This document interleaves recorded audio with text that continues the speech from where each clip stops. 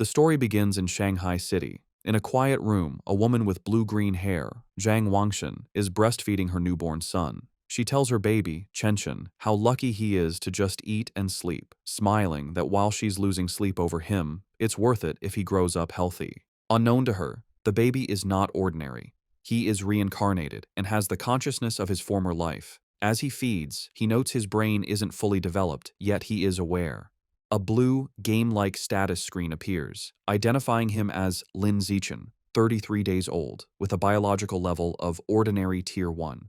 He realizes he has a special cheat ability. At 3 months old, Lin Zichen is in his crib while his parents, Zhang Wanxin and Lin Yansheng, watch him. His father remarks on how physically gifted the baby seems, predicting he will become a mighty gene fuser, or at least a cyborg. As they speak, Lin Zichen is kicking. A system notification announces he has kicked 10,000 times, granting him the biological attribute Use and Advance. This skill allows any part of his body he trains to grow infinitely stronger within carbon-based limits. He feels his strength grow and wonders what his father meant by gene fusers and cyborgs, imagining superheroes. By 4 months old, Lin Zichen has learned to sit up and crawl. To avoid frightening his parents with his unnaturally fast development, he trains only at night.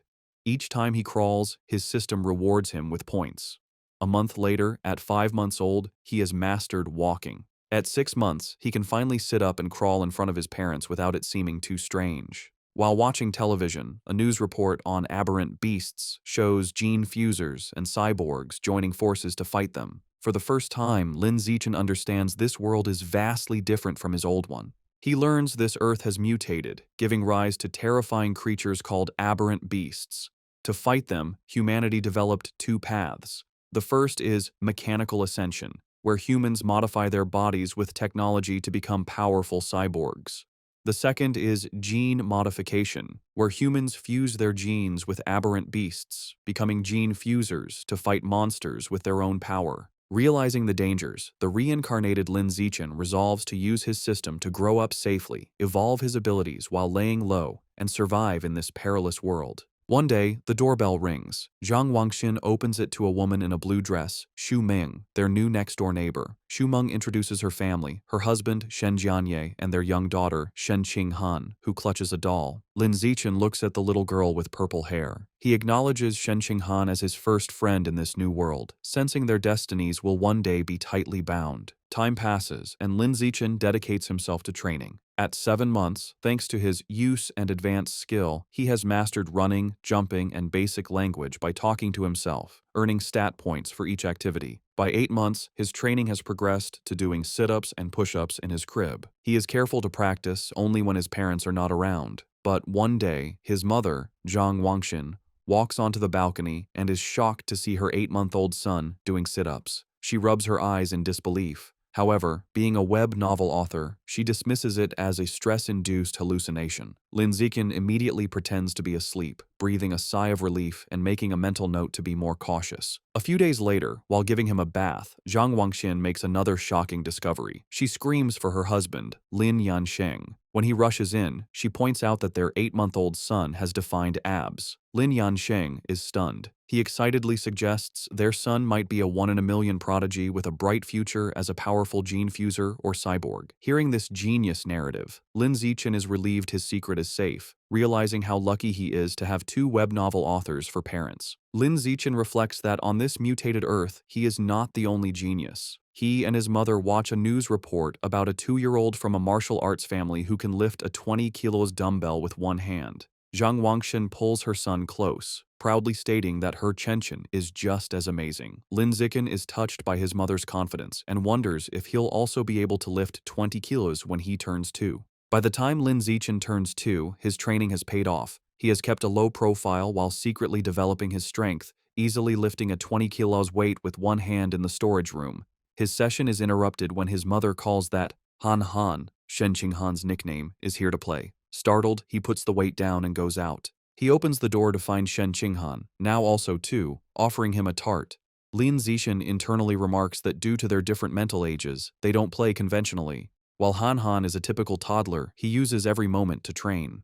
He has found a unique way to spend time with her. Since she likes to stick close, she serves as a perfect custom-sized weighted vest for his exercises. There is, however, one recurring problem, which he is reminded of when he feels a warm wetness and cries out that Han has peed on him again. Another year passes. At age 3, Lin Zichen's strength has grown exponentially, and he can lift a 40 kilograms weight with one hand. While watching TV, he sees a report about a 4-year-old prodigy lifting a 30 kilograms dumbbell and notes with satisfaction that he is already stronger. Despite his progress, his system still shows his biological level as ordinary Tier 1. He wonders what it would take to reach Tier 2. With these questions in mind, he steps out of his house for the first time. The world outside is a stunning, futuristic cityscape with beastmen and cyborgs, which he assumes are the gene fusers and cyborgs he's heard about. Accompanied by his mother and their neighbors, Shumeng and Shen Qing'an, he heads to the library. Since his parents don't let him use electronic devices, books are his best source of information. At the library, his mother points him toward the children's section, but Lin Zichen heads for advanced encyclopedias, with a worried Shen Qing'an following. The mothers watch in confusion. Shumeng asks why he likes these books, and Zhang Wangxin guesses it's his genius genes. While Shen Qing'an offers him cookies, Lin Zichen is absorbed in his reading. Through the books, he learns that all life is categorized into 6 biological levels: ordinary, advanced, rare, epic, legendary, and mythical, each divided into 9 tiers. He realizes normal humans like his parents are at the bottom, ordinary Tier 1, as insignificant as ants compared to higher-level beings. This knowledge lights a fire under Lin Zichen. He must accelerate his training while maintaining his cover. His system alerts him to a new quest: read 100 million characters to be rewarded with the celestial root of wisdom. Excited to train both mind and body, he accepts. For the next year, Lin Zichen splits his time between physical training and voracious reading. At age 4, he and Shen Qing'an begin kindergarten, holding hands with the IR teacher, Ms. Zhang Mei. His hard work pays off. Soon after starting school, he breaks through to ordinary Tier 2. His physical prowess is immense. He can lift an 80 kilograms weight with one hand, high jump 1.2 meters, and sprint 100 meters in under 11 seconds. Outstanding stats for an adult, let alone a kindergartner. One day, he finds children surrounding a crying Shen Qing'an, calling her a bedwetter.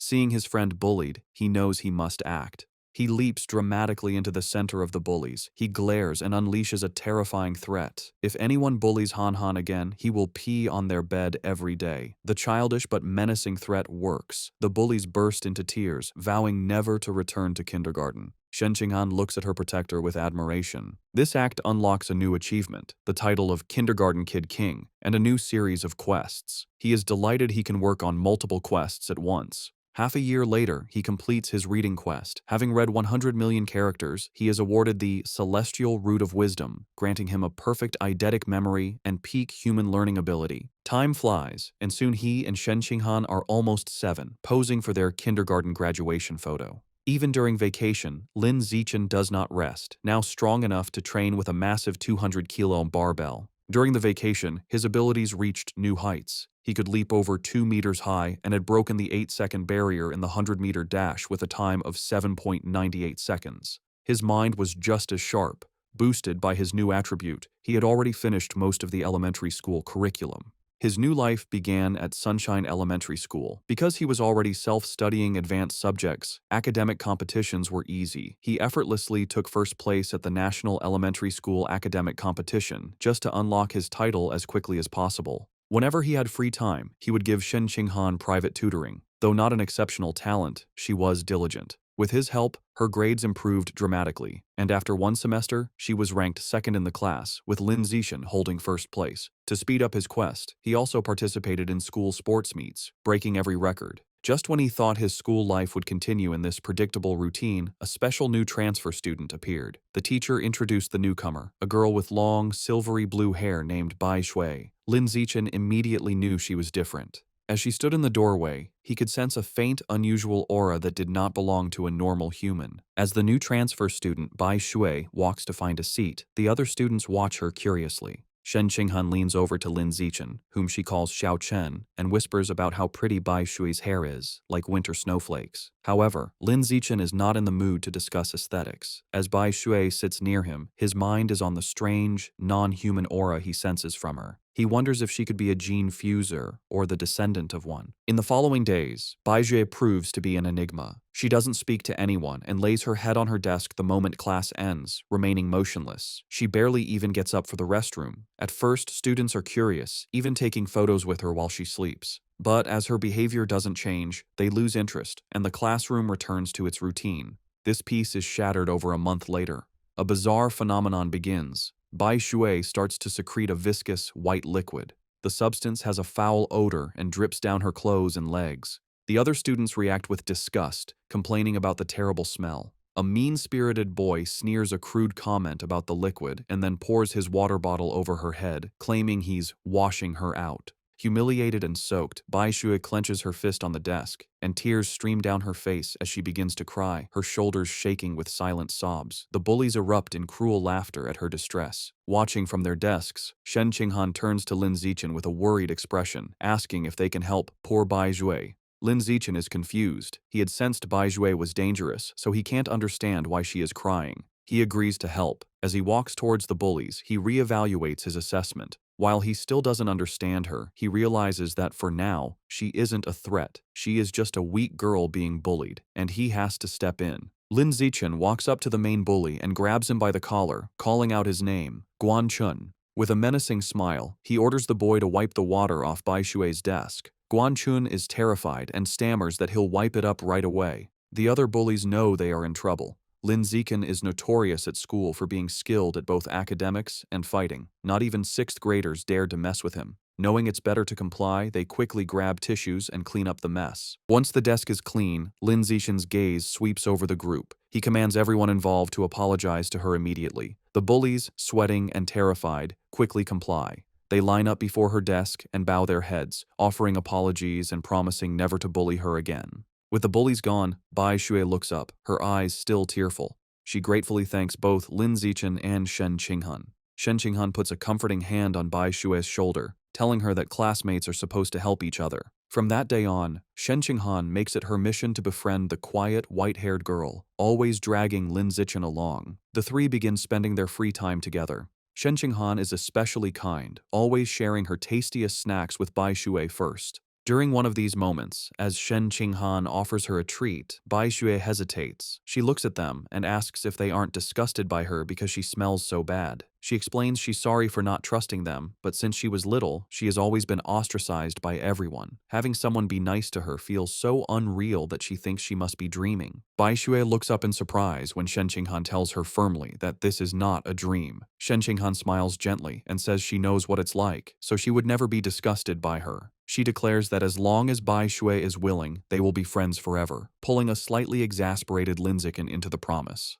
Overcome with emotion, Bai Shui tightly hugs Shen Qinghan. Tears of gratitude stream down her face as she thanks them for their kindness. After composing herself, she tells them she wants to give them a gift in return. She holds out a necklace with a pair of beast fangs, explaining it was a birthday present from her mother. She gives it to them, hoping it can be a symbol of their friendship. Shen Qinghan enthusiastically agrees, and the three children stand together in the schoolyard as the sun sets, joyfully declaring they will be friends forever. However, just as their newfound friendship was solidified, the unexpected happened. One day, Shen Qinghan is stunned to learn that Bai Shui has transferred out of the school. Lin Zichen confirms it, revealing that he saw her filling out the withdrawal papers. He flashes back to watching from the principal's office doorway.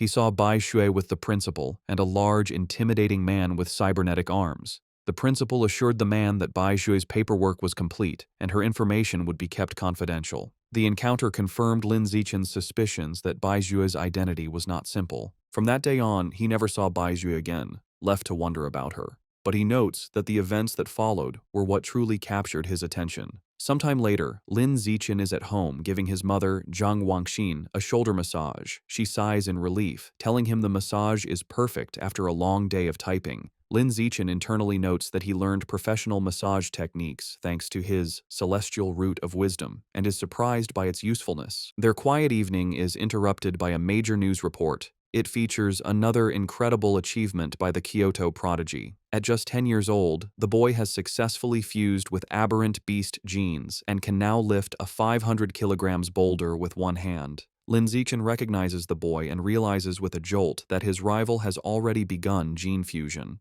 His father, Lin Yansheng, complains that the Kyoto prodigy is always on TV, questioning if they are trying to turn him into an influencer. The parents discuss it. Lin Yansheng explains the boy is from a 1,000-year-old martial arts family, so they likely have advanced gene fusion technology. Zhang Wangxin argues it's wrong to use a child as a guinea pig. Her husband counters that for such a family, family interests come first, earning a sarcastic "you know everything" from his wife. While his parents bicker, Lin Zichen is deep in thought. He recalls that before the fusion, the prodigy could lift 100 kilograms. Now he can lift 500 kilograms, a five-fold increase. In comparison, Lin Zichen, at only 8, can already lift a 300 kilograms weight with one hand without any gene fusion. He concludes with a confident fist pump that his own potential is far greater. His confidence was soaring, but that feeling was short-lived. The next news report taught him the true meaning of fear. Breaking news shows a city in a neighboring country completely devastated by a massive explosion. The report states that based on footage, the attack was carried out by giant aberrant rats. The screen shows horrifying images of monstrous rats swarming the ruins, capturing a screaming woman in their massive jaws, and then brutally devouring her. The news report continues, confirming heretics were responsible for the aberrant rat attack, fanning the flames from the shadows. At a press conference, an official from the devastated Sakura country pleads for international aid, explaining the heretics are a shadowy cult manipulating the beasts. Watching the news, Lin Zichen learns the cult is an anti-human organization of traitors who serve the aberrant beasts for their own gain. He feels relieved to be born in a powerful, stable country, giving him a safe place to grow stronger while laying low. His thoughts are shattered by sonic booms outside. He rushes to the window and pulls back the curtain to see a squadron of heavily armed cyborgs flying through the night sky. He wonders why so many are being deployed, hoping nothing bad is happening. The next morning, everything seems normal. Lin Zichen waits for Shen Qinghan, who runs up, apologizing for being late. As she approaches, he notices something strange. The beast fang necklace Bai Shui gave them, now worn by Shen Qinghan, emits a bright blue glow. He realizes the fang is from an aberrant beast and the source of the faint, non-human aura he'd sensed from her. The glow fades as quickly as it appeared, and the two don't think much of it. However, between the cyborgs and the fang's reaction, Lin Zichen feels that something bad is about to happen. On their way to school, a striking woman with long red hair in a black dress leans against a lamppost, watching them. She comments on what adorable kids they are and steps in front of them, asking if they are brother and sister. Shen Qinghan proudly corrects her, explaining they are childhood best friends. The woman smiles wistfully, remarking how she wishes she had a childhood friend too. Then, her expression turns sinister. She leans in, eyes glinting, and asks why they're going to school alone and where their parents are. As Shen Qinghan begins to answer, Lin Zichen quickly grabs her hand, cutting her off. He pulls her along, stating they're going to be late, leaving the mysterious woman behind. Once a safe distance away, he gently scolds Shen Qinghan, reminding her not to talk to strangers. She nods. After school, Lin Zichen leads them through a deserted alleyway. Shen Qinghan nervously comments on how creepy it is. Lin Zichen explains the area is scheduled for demolition, and everyone has already moved out. Their walk is interrupted by a familiar voice. The red-haired woman from the morning appears, commenting on how they are finally out of school. She's not alone. A large, muscular man named Sheng is with her. The woman tells Sheng she's got the kids over here. Lin Zichen is alarmed. He had deliberately chosen a different route, but she had somehow followed them. The woman tries to lure them closer with a sweet voice, offering them treats. Her accomplice, Sheng, grows impatient. He tells her to stop talking and just knock the kids out so they can get it over with. Without another word, Sheng rushes toward them with a cloth, shouting he's in a hurry to sell them for cash. As he closes in, Lin Zichen shoves Shen Qinghan out of the way and squares up to face him. He clenches his fist and throws a powerful punch with all his might. The blow connects squarely with Sheng's face, stopping the larger man in his tracks. The immense force sends Sheng flying backward down the alley with a pained cry. The red-haired woman watches in utter disbelief, shocked that an elementary schooler could send a grown man flying. On the ground, Sheng coughs up blood, stunned. With Sheng down, Lin Zichen turns to the red-haired woman. Before she can react, he lands a solid punch to her midsection, followed by a powerful uppercut that knocks her unconscious. Standing over the defeated kidnappers, his expression hardens. He picks up a nearby brick, his intentions grim. He reasons that with no cameras in the deserted alley, he must finish them off. If they live, his superhuman powers will be exposed, ruining his plan to lay low and grow stronger. Just as he is about to deliver the final blow, the ground trembles violently. A powerful earthquake shakes the alley, catching them off guard. A moment later, a massive, clawed hand smashes through a nearby building wall. A monstrous giant aberrant rat emerges from the dust and rubble, towering over them. The beast ignores the children and looms over the unconscious woman, but instead of devouring her, it decapitates her with a swift swipe of its claws. The rat then picks up her severed head as Shen Qinghan screams in terror. Recognizing the danger, Lin Zichen scoops the horrified Shen Qinghan into his arms. He tells her it's a giant aberrant rat and they have to get to safety. He turns and sprints away, carrying her as they flee. As they escape, a flash of red and gold streaks through the sky. A female cyborg with blonde hair and rabbit ear attachments on her helmet dives into the alley. She moves with incredible speed, a blur of motion as she zips past the rat. Shen Qinghan, looking over Lin Zichen's shoulder, exclaims how unbelievably fast the cyborg is. The cyborg lands gracefully behind the monster. Facing the rat, the female cyborg prepares her attack. Her gauntlet glows as she charges her weapon and announces, "Anesthetic smoke." She fires projectiles at the monster, causing massive explosions that rock the alley. Lin Zichen shields Shen Qinghan from the blast. The aberrant rat is caught in the fiery explosions, roaring in pain, and is left dazed by the anesthetic smoke. Seeing her opening, the cyborg surges forward and finishes off the weakened beast in a flurry of strikes. Later, Lin Zichen watches a news report about the incident at home. He analyzes the fight, concluding the cyborg's power level probably isn't very high. He reasons she had to weaken the rat first, and it still took her 7 minutes to kill it. He reflects on the danger of giant aberrant rats, knowing they are tough creatures that can grow over 10 meters long and reach ordinary 5th tier. Fortunate that they escaped unharmed, the incident reminds him of the world's dangers. He resolves to increase his training to protect himself and those he cares about. He is later seen in his training space, doing weighted squats with a heavy barbell, his system rewarding him with points. Although the threat of aberrant rats looms, life continues. Soon, he and Shen Qinghan celebrate their 9th birthday with both families around a large cake. After making wishes, they exchange gifts. Thanks to his celestial root of wisdom, Lin Zichen had taught himself to carve in one night and crafted an intricate wooden hairpin for Shen Qinghan. She is overjoyed, placing it in her hair and exclaiming how much she loves it. Time passes quickly, and soon Lin Zichen and Shen Qinghan graduate from elementary school and start middle school. As they leave, his system notifies him that he has completed the Dominate 9 years of compulsory education achievement,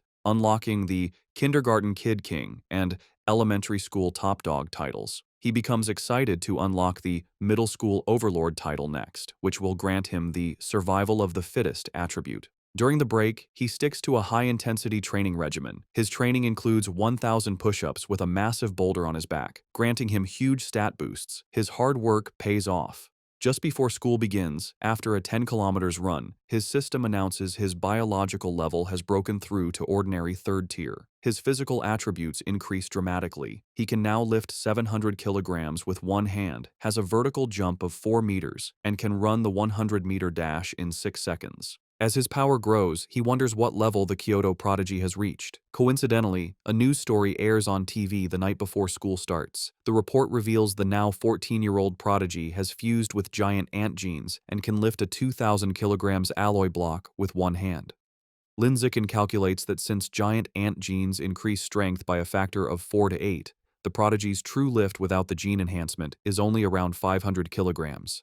This means Lin Zichen is still fundamentally stronger. He smiles, imagining how powerful he will become with future gene fusion. The next day, middle school begins. Because he was the city's top student, all the best middle schools tried to recruit him. He accepted the invitation from Shanghai Middle School, but only if Shen Qinghan could be in his class. During registration, they are welcomed by the principal and their new homeroom teacher, who express how much they are counting on him.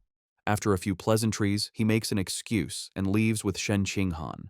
The real reason he chose Shanghai Middle School was for its excellent athletic facilities. They had planned to play badminton on the school's court before classes officially started. On the court, an excited Shen Qinghan tells Lin Zichen, "Xiao Chen, they should start." She serves with a flourish, calling out her fairy's curveball. Lin Zichen easily catches the shuttlecock mid-air, but their game is interrupted. A group of upperclassmen approaches, and their leader, in a backward cap, snatches the shuttlecock, informing them the court is reserved. His friends mockingly offer to let Shen Qinghan stay and spar with them. Shen Qinghan stands her ground, telling them they have to follow the rules, and they were there first. Lin Zichen, seeing them get too close to Shen Qinghan, steps in with a cold expression. He tells them to get away from her and reminds them of the first come, first served rule. The leader scoffs, arrogantly declaring he is taking the court.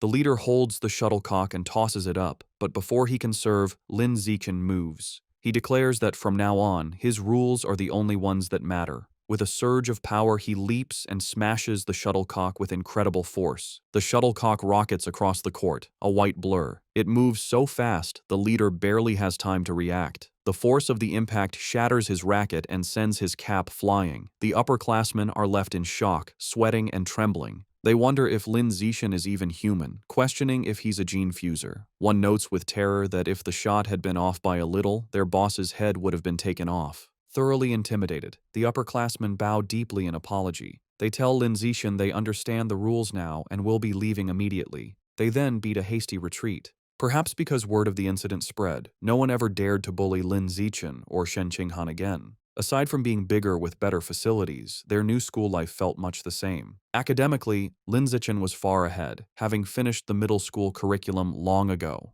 During class, he would read interesting books to pass the time. At night, after workouts, he would use his celestial root of wisdom to learn new skills online, quickly dabbling in cooking, photography, driving, swimming, and various sports. To unlock the middle school overlord title, he didn't just rank first in every subject, he also represented the school in national competitions. He stood amidst a mountain of trophies. To keep a low profile, he was careful not to win first place in every competition. A semester went by, and the title still hadn't unlocked. However, his performances earned him many fangirls who left stacks of love letters on his desk. He ignored them. Aside from tutoring Shen Qinghan, he focused on the upcoming school sports festival. He believed that if he completely dominated it, he should finally unlock the title. For the festival, he entered only 3 events: shot put, high jump, and sprinting, representing strength, jumping, and speed. He achieved an astonishing 201-meter throw in the shot put. Although he held back to avoid seeming too superhuman, he still easily took first place in all his events. Just as he was sitting with Shen Qinghan, admiring his gold medal, he felt a new power surge through his body. A system notification appeared, announcing that because his achievements far surpassed every other student, he had unlocked the middle school overlord title. With all 3 school-age titles unlocked, the Dominate 9 years of compulsory education achievement was complete, and he had obtained the new biological attribute, survival of the fittest. As the power flowed through him, he realized with satisfaction that the title had finally unlocked. As Lin Zichen and Shen Qinghan leave school, he considers his new survival of the fittest attribute. The ability lets a predator devour the life essence of other creatures to evolve. He wonders what life essence is, lost in thought until Shen Qinghan calls for him to wait. Snapping back to reality, he gets an idea. He asks Shen Qinghan if he can borrow her beast fang necklace. She agrees and hands it to him. The moment his fingers touch the fang, a system notification appears. It informs him he has devoured a trace of the abyssal giant butterfly's life essence, unlocking a new guidebook with 1% progress. A spectral image of a massive, dark butterfly with eyes on its wings appears around him. He is stunned to realize the fang is a butterfly's tooth. That night, hoping to learn more, he searches for abyssal giant butterfly online. To his surprise, the search returns no results.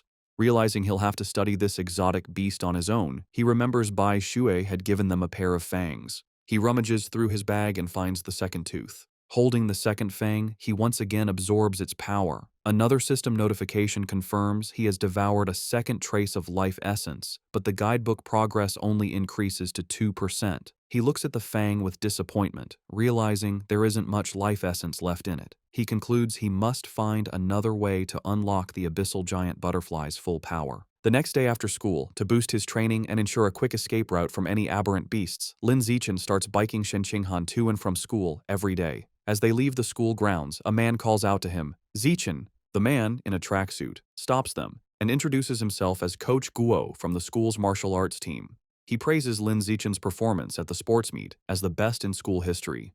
With great enthusiasm, Coach Guo formally invites him to join the team, insisting his athletic talent surpasses his academic abilities. He urges Lin Zichen to say yes, but also offers him time to learn about the team before deciding. Coach Guo speaks so quickly and passionately that Lin Zichen doesn't get a chance to say no. Waving goodbye as they ride off, the coach tells them the martial arts team is in room C of the gym and that he'll be waiting for him if he's free to visit the next day. As the sun sets, Lin Zichen is back in his room, ready to test his new ability. He claps his hands, squashing a cockroach and a mosquito he found. He opens his hands to examine the dead insects, but feels no power surge. He realizes killing such small, ordinary creatures didn't trigger the skill. He deduces that only powerful or exotic beasts carry enough life essence to be devoured for his evolution. To verify his new theory, Lin Zichen decides to visit a supermarket that sells beast meat. With Shen Qinghan on the back, he bikes them into the city. They soon arrive at a large, multi-story supermarket. Inside, they walk through the aisles, and Lin Zichen notes that while there is plenty of beast meat, it's all pre-packaged. He knows he can't test his theory without touching the meat. Just as he's feeling frustrated, he hears a butcher advertising fresh-cut beast meat. He spots a counter with a sign reading, "Fresh beast meat, not pre-packaged, safe to eat," where a butcher is cutting up large sides of meat. Telling a confused Shen Qinghan to wait, he says he's going to check out the meat. He doesn't explain further, eager to confirm his suspicions, and rushes to the counter. He reaches out and places his hand on a slice of freshly cut beast meat. The moment he makes contact, a powerful surge of purple energy flows into him. Just as he thought, the beast meat contains a strong surge of life essence. He clenches his fist in excitement, a wide grin on his face. Shen Qinghan watches, bewildered, wondering why he is so excited just from touching meat. She approaches him with a look of confused concern, asking how the meat feels. Trying to play it cool, Lin Zichen casually tells a bewildered Shen Qinghan that the meat just feels fresher than normal and asks if she wants to touch it too. She frantically waves her hands and refuses, saying he has touched it enough for both of them. Having confirmed his theory, Lin Zichen decides to buy some of the beast meat to try at home, surprising Shen Qinghan. He isn't surprised by her reaction, knowing beast meat is incredibly expensive. Even the cheapest option, the ghost shadow squid, costs nearly 1,000 yen per jin. Deciding to go with the squid, he picks up a package. Shen Qinghan panics at the price, telling him it's too expensive and that he should ask his mother first. Lin Zichen simply smiles and pats her head reassuringly. He tells her not to worry, making up a lie that his mom had already told him to buy plenty for both of their families. A flashback shows his mother, Zhang Wangshan, happily agreeing to cook a feast. Internally, Lin Zichen admits that while sharing is part of his plan, his other, more important reason is to test if he can absorb life essence through consumption, as he worries direct absorption might spoil the meat. At the checkout, he buys 3 packages of the ghost shadow squid for a hefty 29.94 yen. The female cashier thanks him. As they leave, Lin Zichen thinks about how expensive the meat was, wondering when they'll be able to afford it again. By the time they finish shopping, it is after 9 p.m. Knowing the city has been chaotic lately, they decide to head straight home for safety. On the ride home, Lin Zichen can't stop thinking about his experiment. Unable to wait, he discreetly places his hand on the package of meat in the basket. He immediately feels a familiar surge of purple energy. His system confirms he has devoured a trace of the ghost shadow squid's life essence. A new guidebook for the creature is unlocked, but his progress is only 0.1%. A spectral image of the menacing, multi-eyed squid appears in his mind. As they bike through the quiet streets, he does some mental math. He realizes devouring a small amount of meat only unlocked a fraction of its power. He estimates he'd need to devour 100 jins to reach 100% on the guidebook, costing a staggering 100,000 yen. He considers the squid's special ability, to dissolve into water and vanish, and decides the powerful skill is worth the price. His course is clear. He needs to make a huge sum of money, as he can't ask his family for that much. He then remembers his second reason for buying the meat, to test if absorbing its life essence would cause it to spoil. He glances at the package. It's been a while, but the meat looks perfectly fresh. He grins, delighted that absorbing the essence doesn't ruin the meat. As he continues to absorb its power, his progress bar for the squid climbs to 3%. His concentration is broken when Shen Qinghan shouts a warning. He slams on the brakes, screeching to a halt just inches from a couple in the bike lane, and apologizes. He scolds himself for not watching where he was going, then wonders why the lane is so crowded. Shen Qinghan points ahead. They see a tense standoff. A muscular, red-haired man is holding a woman hostage at knife point. Shen Qinghan recognizes the hostage in terror as their teacher, Chao Mei. The man shouts threats at the crowd. The area is surrounded by police officers who try to de-escalate the situation through a megaphone. The police captain holds back an officer, Ah Bing, telling him not to shoot recklessly. The captain explains the target is too close to the hostage and using her as a shield, making a clean shot impossible. The officer suggests sleeping gas, but the captain rejects it, fearing it would provoke the suspect before it could take effect. While the police hesitate, Lin Zichen decides to act. He discreetly picks up a small rock from the pavement and flicks it with incredible speed and precision. The rock strikes Officer Ah Bing's gun, causing it to misfire. The stray bullet hits the hostage-taker's hand, forcing him to cry out and drop his knife, releasing Teacher Cao Mei. Seizing the opportunity, the police captain yells for his team to move in. The officers rush forward and swiftly arrest the disarmed suspect, while a female officer comforts the terrified but unharmed Teacher Cao Mei. As the situation is controlled, Lin Zichen quietly gets back on his bike. Shen Qinghan looks at him with wide, questioning eyes and asks if he threw the rock. He quickly shushes her, saying they should leave and talk later, and they pedal away. Just as they are about to get away, a voice commands them to stop. The police captain calls out, asking if Lin Zichen was the one who threw the rock. Panicked at being caught, Lin Zichen quickly denies everything with a nervous smile.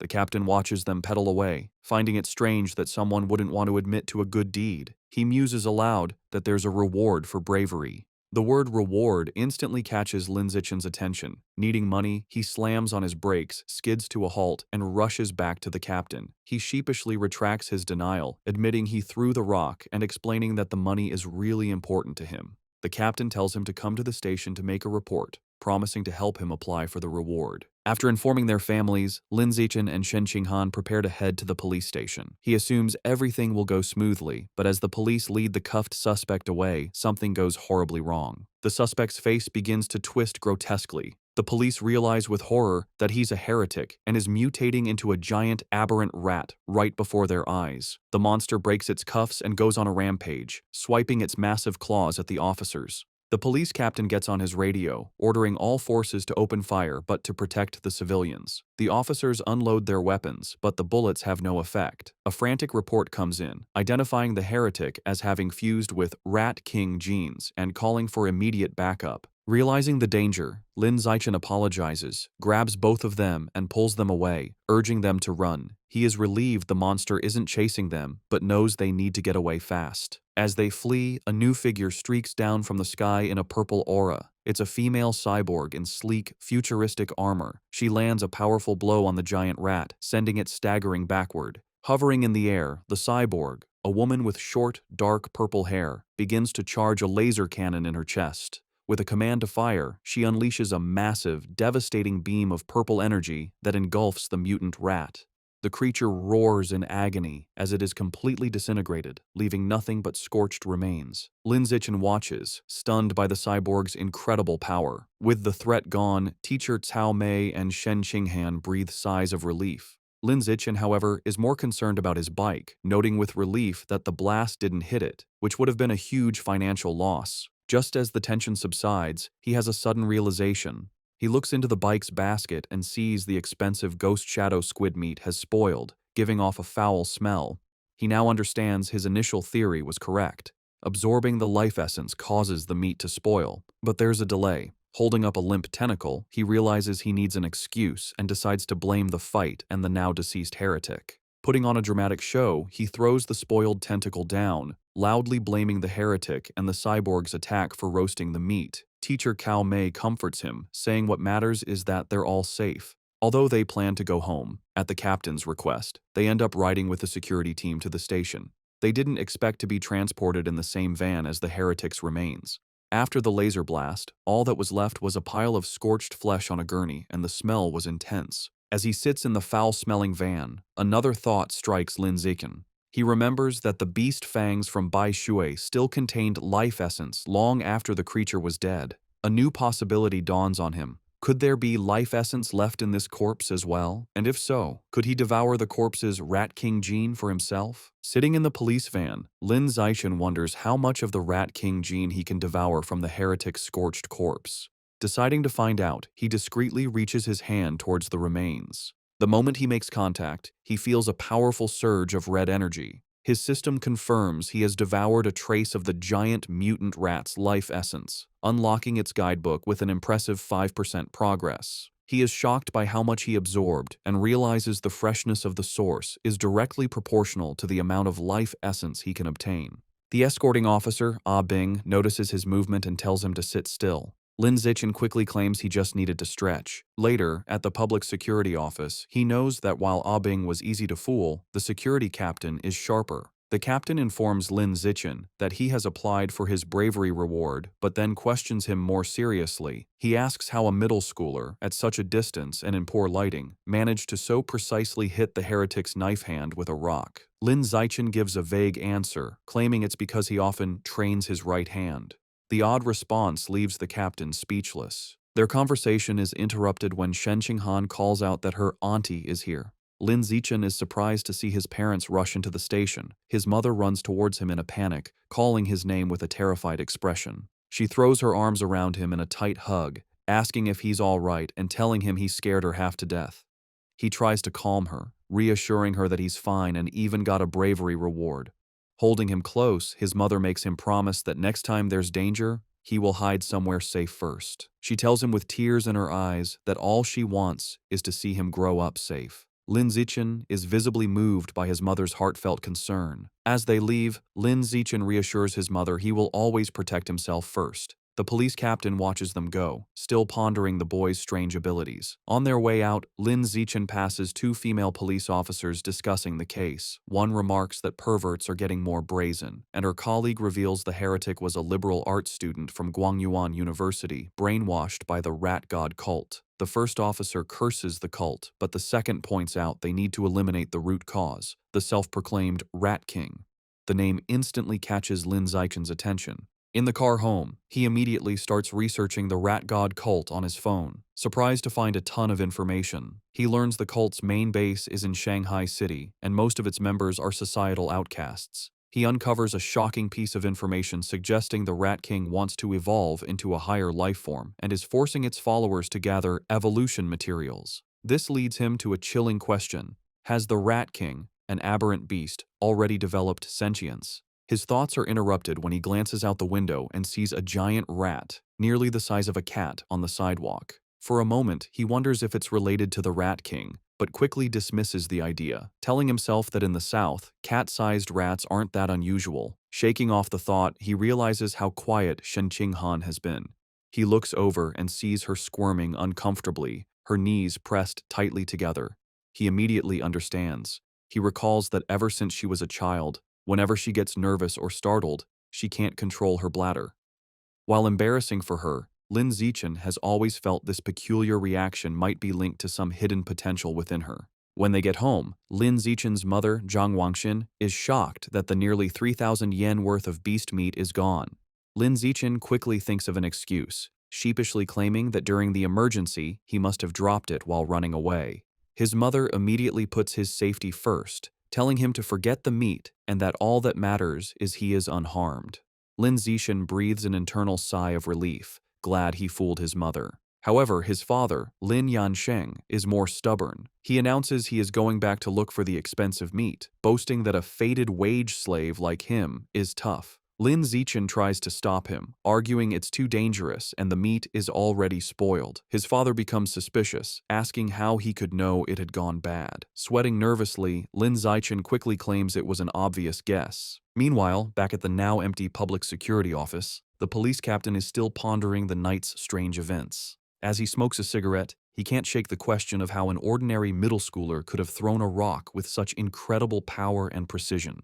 Suddenly, he hears a strange noise from the corner. His eyes widen in shock as he sees a massive rat, far larger than any normal rodent, perched on top of the filing cabinets. Before he can react, the giant rat leaps down. The captain instantly draws his pistol and opens fire. The confrontation is swift and violent, ending in a bloody blur. The next day in class, Lin Zichen sighs at his desk. Reflecting on the previous night, he concludes he is still too weak compared to the powerful heretic and the female cyborg. He needs to make money fast to buy more beast meat like the ghost shadow squid to fill his guidebook's progress bar. He considers becoming an influencer or selling study materials, but dismisses the idea as too flashy and against his goal of keeping a low profile. Suddenly, an idea strikes him.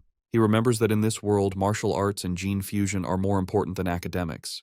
He decides it's time to act. Later, he heads to the gym where the martial arts team practices in Building C. He finds Coach Guo drinking from a thermos and greets him. A surprised Coach Guo asks if he is there to join or just to learn more about the team. Instead of answering, Lin Zichen leans in and discreetly asks if joining the team offers a chance to compete in city tournaments and if the prize money is high. The coach smiles, confirming he would have a chance and that prizes are worth tens of thousands. With his main concern addressed, Lin Zichen shakes the coach's hand and announces he is joining the martial arts team today. Coach Guo happily welcomes him. The coach gathers the team to announce their new member. He introduces Lin Zichen, reminding them of his performance as the sports meet champion. The other team members, Zhang Kai, Huang Tianxing, or Ah Xing, Li Shutong, and Han Yiguo, introduce themselves.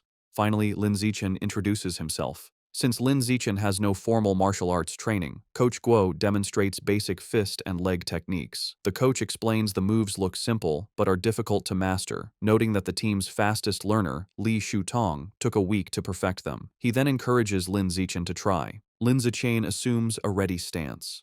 Thanks to his celestial root of wisdom attribute, which grants him heaven-sent martial insight, he has already memorized and understood every detail of the demonstration just by watching. As he practices the fist techniques, a system notification awards him points in vitality, strength, dexterity, and proficiency. He executes the hand and fist movements with flawless precision and speed. He transitions seamlessly into the leg techniques, performing powerful, fluid kicks. Another system notification grants him points for his leg muscles, dexterity, and proficiency. The coach and the team watch in stunned silence. The coach's jaw drops, and he almost fumbles his thermos, unable to believe it. He wonders how someone could learn the complex forms perfectly after one look. Staring at the flawless performance, a single thought forms in his mind. He must be a once-in-a-million martial arts prodigy. That evening in Shanghai, Lin Zichen's mother, Jiang Wangxin, calls him for dinner. He rushes out eagerly, spoon in hand, asking what she made. She proudly presents a large platter of the ghost shadow squid he wanted. The aroma is incredible, and he tells his mother how amazing it smells. She urges him to eat while it's hot. He takes a bite and praises her cooking as the best in the world. Pleased, she tells him to eat a lot, as she bought 3 full gins for him. As he eats, a system notification appears. He has devoured a trace of the ghost shadow squid's life essence by consuming it, bringing his guidebook progress to 3.01%. He realizes with frustration that eating the meat works just as well. If he had known, he wouldn't have spoiled the first batch by touching it. While they eat, a news report catches their attention. It's about a 14-year-old genius girl, the youngest cyborg in history after fusing with an energy core. Her energy system grants her superhuman abilities, lifting a 5,000-kilogram SUV with one hand, sprinting 100 meters in 3 seconds, and jumping 8 meters vertically. Watching this, Lin Zichen ponders the debate in his world. Between the Kyoto prodigy's gene fusion and this girl's cybernetics, which path is stronger? His thoughts are interrupted by another breaking news story. It announces that the security captain they met, He Chun-shan, was killed in his office. Surveillance footage showed he was attacked and devoured by a giant mutant rat that infiltrated the station. Medics are shown wheeling his body into an ambulance. Lin Zichen is horrified. He recalls the large rat he saw the night before and wonders if it was connected. He imagines a giant rat rampaging through the city. The captain's death is a grim reminder of the escalating danger. Staring intently, Lin Zichen decides he must intensify his training immediately. Following the police captain's death, Lin Zichen dedicates himself to a grueling training regimen. After intense practice, he can now sprint 100 meters in a blistering 4.61 seconds. His physical power has skyrocketed. His vertical jump is 5.3 meters, and he can lift an astounding 1,200 kilograms with one hand. In addition to his personal training, he continues his martial arts practice with the school team, hoping to boost his strength quickly for the upcoming tournament. The next morning at school, he heads to the gym to practice, with a curious Shen Qinghan tagging along. On their way, a girl with pink hair warmly greets Lin Zichen and offers him a bottle of fresh milk. He politely declines, thanking her, and walks past with Shen Qinghan, leaving the girl disappointed. Watching from a distance is his teammate, Zhang Kai. He clenches his fist in anger, resentful that the person who beat him at the sports meet is rejecting a gift from the girl he admires. Unable to contain his frustration, Zhang Kai rushes forward and blocks their path. He confronts Lin Zichen, scolding him for his poor manners and for hurting the girl's feelings. When Lin Zichen calmly explains he is allergic to milk, Zhang Kai refuses to believe him and calls him a liar. Enraged, Zhang Kai points at Lin Zichen and challenges him to a spar. He sets the terms. If he loses, he will never bother Lin Zichen again, but if Lin Zichen loses, he must drink the whole bottle of milk. Just as the challenge is issued, a new system notification appears. A new achievement mission has been triggered. Defeat 1,000 different opponents in formal competition for the survival of the fittest biological trait. A sly grin spreads across Lin Zichen's face. This is the opportunity he has been waiting for. Surrounded by a menacing purple aura, he accepts the challenge, his eyes glinting with anticipation as he agrees to the spar. Word of the duel spreads quickly through the school. Two students excitedly decide to go watch the fight between the popular junior, Lin Zichen, and a senior. By the time they are ready, the gym is packed with onlookers in a large circle around the sparring area. The crowd is clearly on Lin Zichen's side. Many of his female fans cheer him on, telling him to teach his opponent a lesson, including the pink-haired girl from earlier who gets her phone ready. Zhang Kai scoffs, annoyed that everyone assumes he will lose. He internally admits Lin Zichen's talent has grown incredibly over the past month. He sees this duel as his last chance to put the rising genius in his place and show off his own strength. In contrast to his opponent's intensity, Lin Zichen seems unfazed. He casually states that he needs to go home for dinner and asks if they can make the fight quick. Taking this as an insult, Zhang Kai smirks and agrees to grant his wish. Coach Guo steps between them to officiate. He raises his hand to start, reminding them of the rules. However, before the fight begins, Zhang Kai shouts for them to wait. With a condescending grin, he offers Lin Zichen a handicap. He points out that he has trained for nearly 2 years, while Lin Zichen is a novice of only a month. To be fair, he declares he will let Lin Zichen have the first 3 moves. Lin Zichen simply agrees. The moment he agrees, Lin Zichen explodes into motion. He closes the distance in a blur, catching Zhang Kai by surprise. Before his opponent can raise his guard, Lin Zichen unleashes a single devastating punch. The blow connects with brutal force, sending blood flying from Zhang Kai's nose. He is knocked out instantly, collapsing unconscious on the gym floor. The entire gym is stunned into silence. Coach Guo's jaw drops as he stares in disbelief, shouting that the fight was over in one punch. The rest of the martial arts team and the crowd are equally shocked, calling the outcome ridiculous, unable to process that the duel was over in a single second. The silence is broken by a roar of celebration. Shen Qinghan throws her fist in the air, ecstatically cheering for Lin Zichen's victory. The other girls, including the one with pink hair, join in, shouting about how amazing he was. Standing over his defeated opponent, Lin Zichen receives a system notification. It informs him that by defeating a rival and winning the affection of the opposite sex, he has obtained priority mating rights.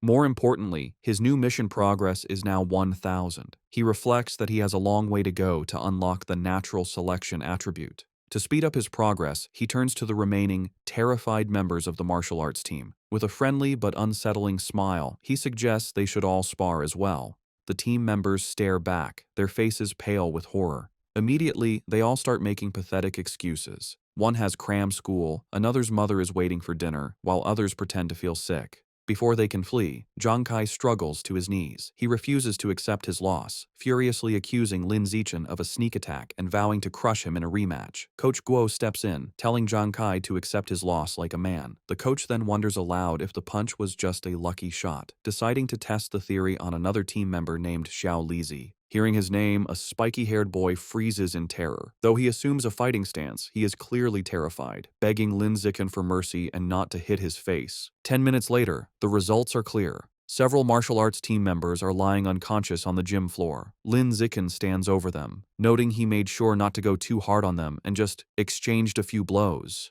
However, when he checks his system again, he is disappointed. Aside from the initial victory, none of the other spars counted toward his achievement. The rival count remains at 1,000. He realizes friendly sparring isn't enough. He has to defeat rivals in an official competition.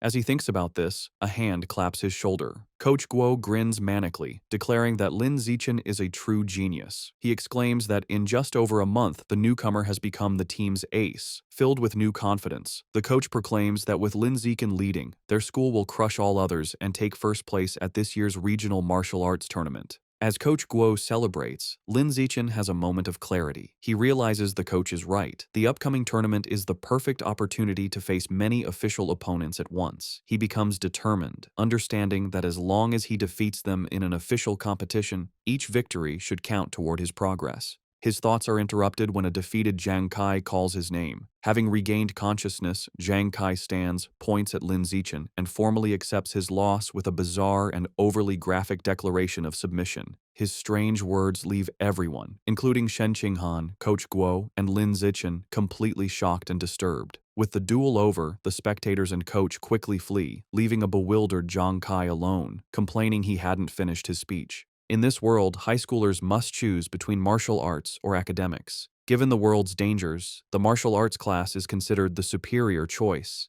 Determined not to be left behind, Shen Qinghan decides to join the martial arts class and begins training rigorously with Lin Zichen. Their daily routine is intense. They start with a 3,000-meter run, followed by an hour of hand-to-hand combat practice. After that, they do sit-ups and push-ups to build strength. To conclude each session, Lin Zichen gives Shen Qinghan a massage to relieve her muscle tension. Of course, Lin Zichen doesn't slack on his own training. He pushes himself to the limit daily, driven by the goal of winning the tournament and unlocking the natural selection attribute as quickly as possible. 1 month later, all their hard work is about to be tested. The day of the regional martial arts tournament has arrived, and a determined Lin Zichen is ready to compete. The tournament is at the massive city gymnasium, with a huge crowd around a central fighting ring. In the waiting area, the mood is tense. Coach Guo nervously reviews the roster, complaining that their school, Shanghai High, drew a match against the strongest team, Shanghai No. 1 High. Another team member adds to the anxiety, mentioning their opponents have a fighter who can run the 100-meter dash in under 9 seconds, leaving them feeling outmatched. Sensing the team's low morale, Lin Zichen calmly raises his hand and volunteers to fight first. Though still worried, Coach Guo agrees to let his ace take the stage. As Lin Zichen walks into the arena, Shen Qinghan cheers him on from the sidelines, while Coach Guo shouts encouragement through a megaphone. Lin Zichen readies himself for the fight. His opponent, a much larger and more muscular student from Shanghai No. 1 High, steps forward. He acknowledges Lin Zichen's talent for making it to the tournament as a first year. However, his tone quickly turns mocking. He sneers that the stage isn't meant for a shorty who hasn't even hit 1.7 meters. Flexing his bicep, he promises to show Lin Zichen what a true gap in size and power feels like. The referee signals for the duel to begin. The large opponent rushes forward, unleashing a powerful punch. To his shock, Lin Zichen doesn't retreat. He effortlessly sidesteps the blow and counters with a swift punch to his opponent's chest. The impact is devastating. The force sends the massive student flying backward across the arena, knocking him out cold. The announcer stares in stunned silence before stammering a victory for Lin Zichen. On the sidelines, Shen Qinghan jumps to her feet, cheering that her Xiao Chen was amazing. The rest of the Shanghai High team erupts in celebration, mobbing their coach and shouting that Lin Zichen is insane, dismissing his opponent's strength as dead muscle. Meanwhile, on the other side, the coach for Shanghai No. 1 High is furious. He berates his defeated student for charging in blindly without using his footwork. Back in the ring, Lin Zichen receives a system notification confirming he has defeated another tournament rival, improving his ranking and bringing his elimination count to 2-1,000. He clenches his fist, satisfied that these matches are what he needs to advance. The opposing coach, determined to stop this, calls his next fighter forward, a boy named Chen Feng, and orders him to crush the first year as quickly as possible.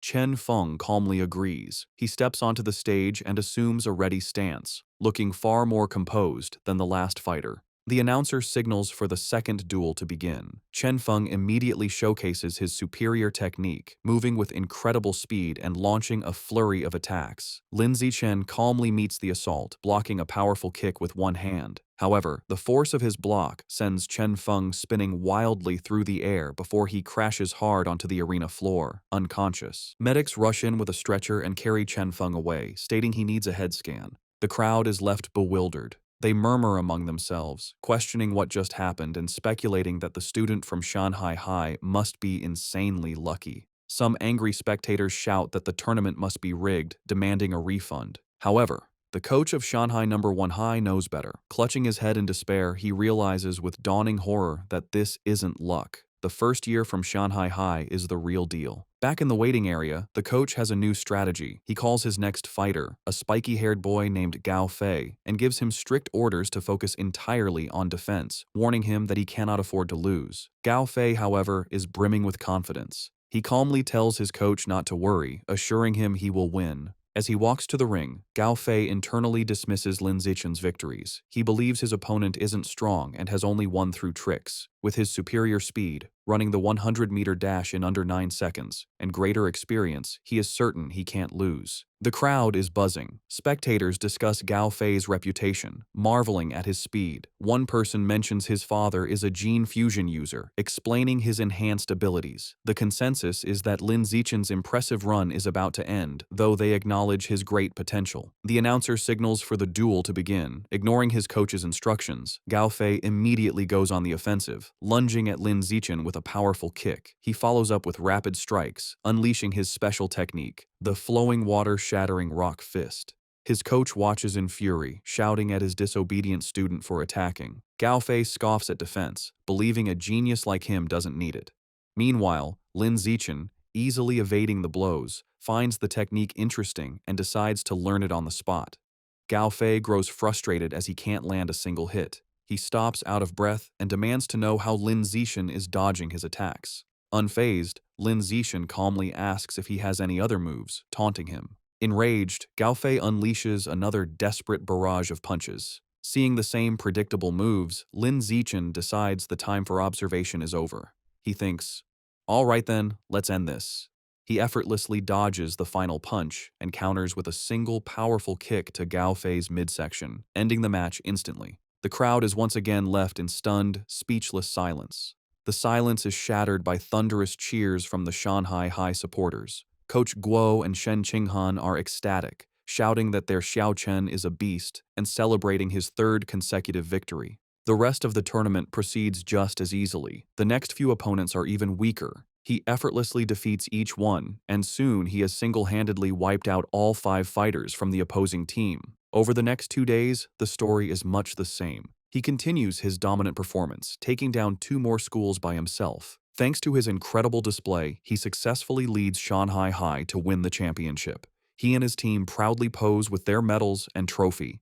However, as he checks his system, his rival count is only 16,000. He realizes with disappointment that at this rate, it will take years to unlock the natural selection attribute. Despite his slow quest progress, there is a silver lining. He didn't expect Coach Guo to be so generous, but he gets the bulk of the tournament prize money, a full 20,000 yuan. Combining this with prize money from academic competitions, he now has around 30,000 yuan. That money doesn't last long. He immediately spends it all at the supermarket on a massive supply of ghost shadow squid meat. For the next several weeks, he devours the expensive meat at every meal. After consuming 30 jin, his codex unlock progress for the ghost shadow squid reaches 33%. His intensive training and consumption of beast meat pay off. By his second year of middle school, he breaks through to the next level, advancing from ordinary Tier 3 to Tier 4. His physical abilities reach new heights. He can now effortlessly lift 1890 kilograms with one hand, jump 5.65 meters vertically, and sprint 100 meters in just 4.49 seconds. Time flies, and soon he and Shen Qinghan graduate from Shanghai's middle school division. However, when the high school entrance exam results are released, their paths seem destined to diverge.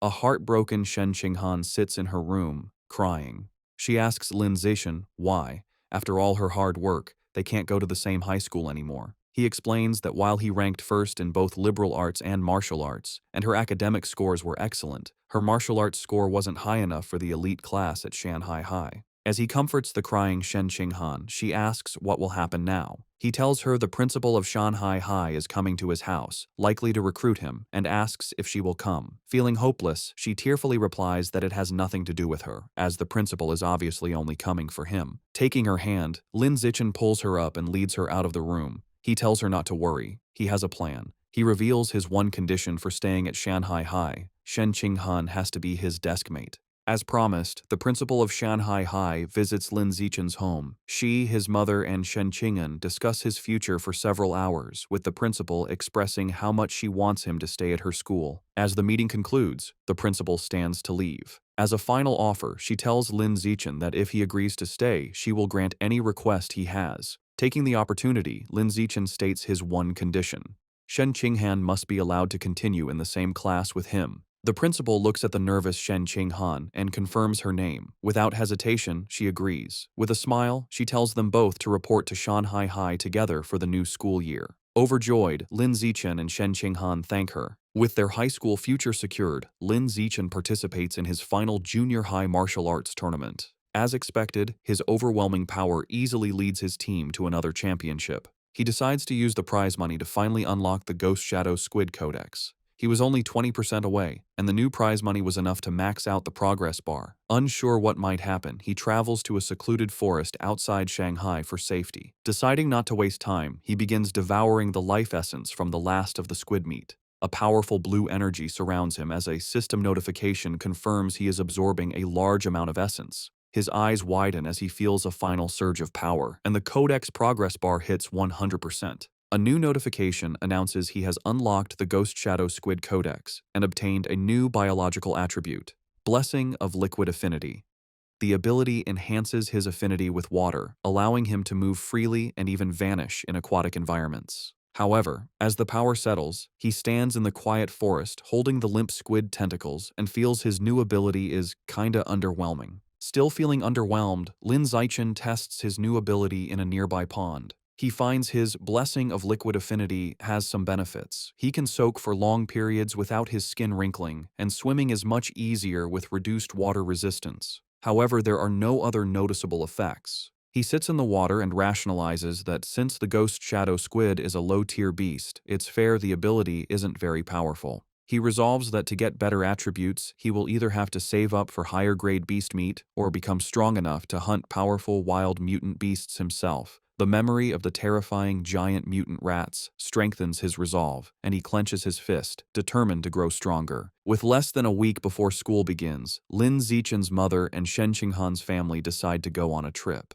To better study his new liquid affinity, Lin Zichen suggests they go to the beach. As they stand in the ocean, Shen Qinghan shivers and complains the seawater is cold. Lin Zichen, however, feels perfectly at home. He tells her to ease into it and then dives into the water, swimming with incredible speed.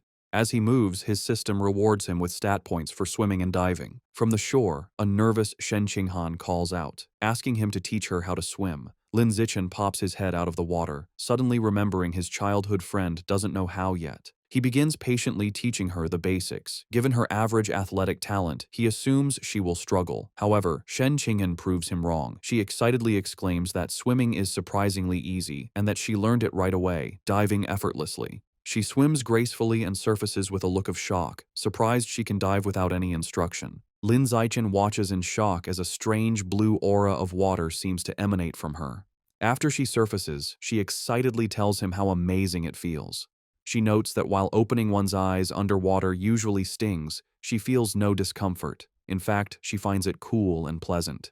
Her words leave Lin Zichen deep in thought. He watches her swim away, finding the situation unusual. He reasons that even with a natural talent for water, there's no way she could have mastered all the skills so instantly. Her rapid learning is simply not normal. Suddenly, a realization dawns on him. He recalls her lifelong problem with bedwetting when nervous. He wonders if this weakness is actually a sign of a powerful, innate water affinity she was born with. The idea excites him. He becomes convinced she might possess some kind of special cultivation body, like a character from his parents' Xianxia novels. To test his theory, they continue diving. Her performance shocks him even more as they explore the underwater world. He notes they have been holding their breath for over 10 minutes, an incredible feat for a beginner like Shen Qinghan. As they swim, Shen Qinghan's expression suddenly changes. A strange, swirling sound begins to vibrate through the water around her. Both look up, trying to find the source. They surface abruptly, and Shen Qinghan cries out as the glowing blue water swirls around her. Later that night, as they walk along the beach, Lin Zichen asks what happened.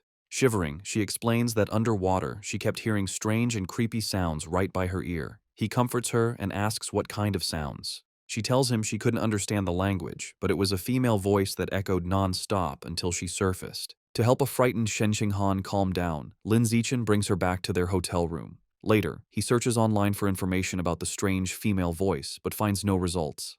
Unsettled and unable to sleep, he uses his restless energy to train. As he performs 1,000 weighted sit-ups, he feels a sudden surge of power. A system notification announces his hard work has paid off. He has advanced to ordinary Tier 5. Surprised but pleased, he considers his new strength. He realizes that at Tier 5, he is powerful enough to rival a fully grown giant mutant rat. A determined glint appears in his eyes as he clenches his fist, confident that tearing the beasts apart with his bare hands is no longer impossible. Eager to test his new limits, he goes to the empty beach at night. The stat boost is immense. His 100-meter dash time has dropped to a mere 3.64 seconds, and his vertical jump has increased to an incredible 6.98 meters.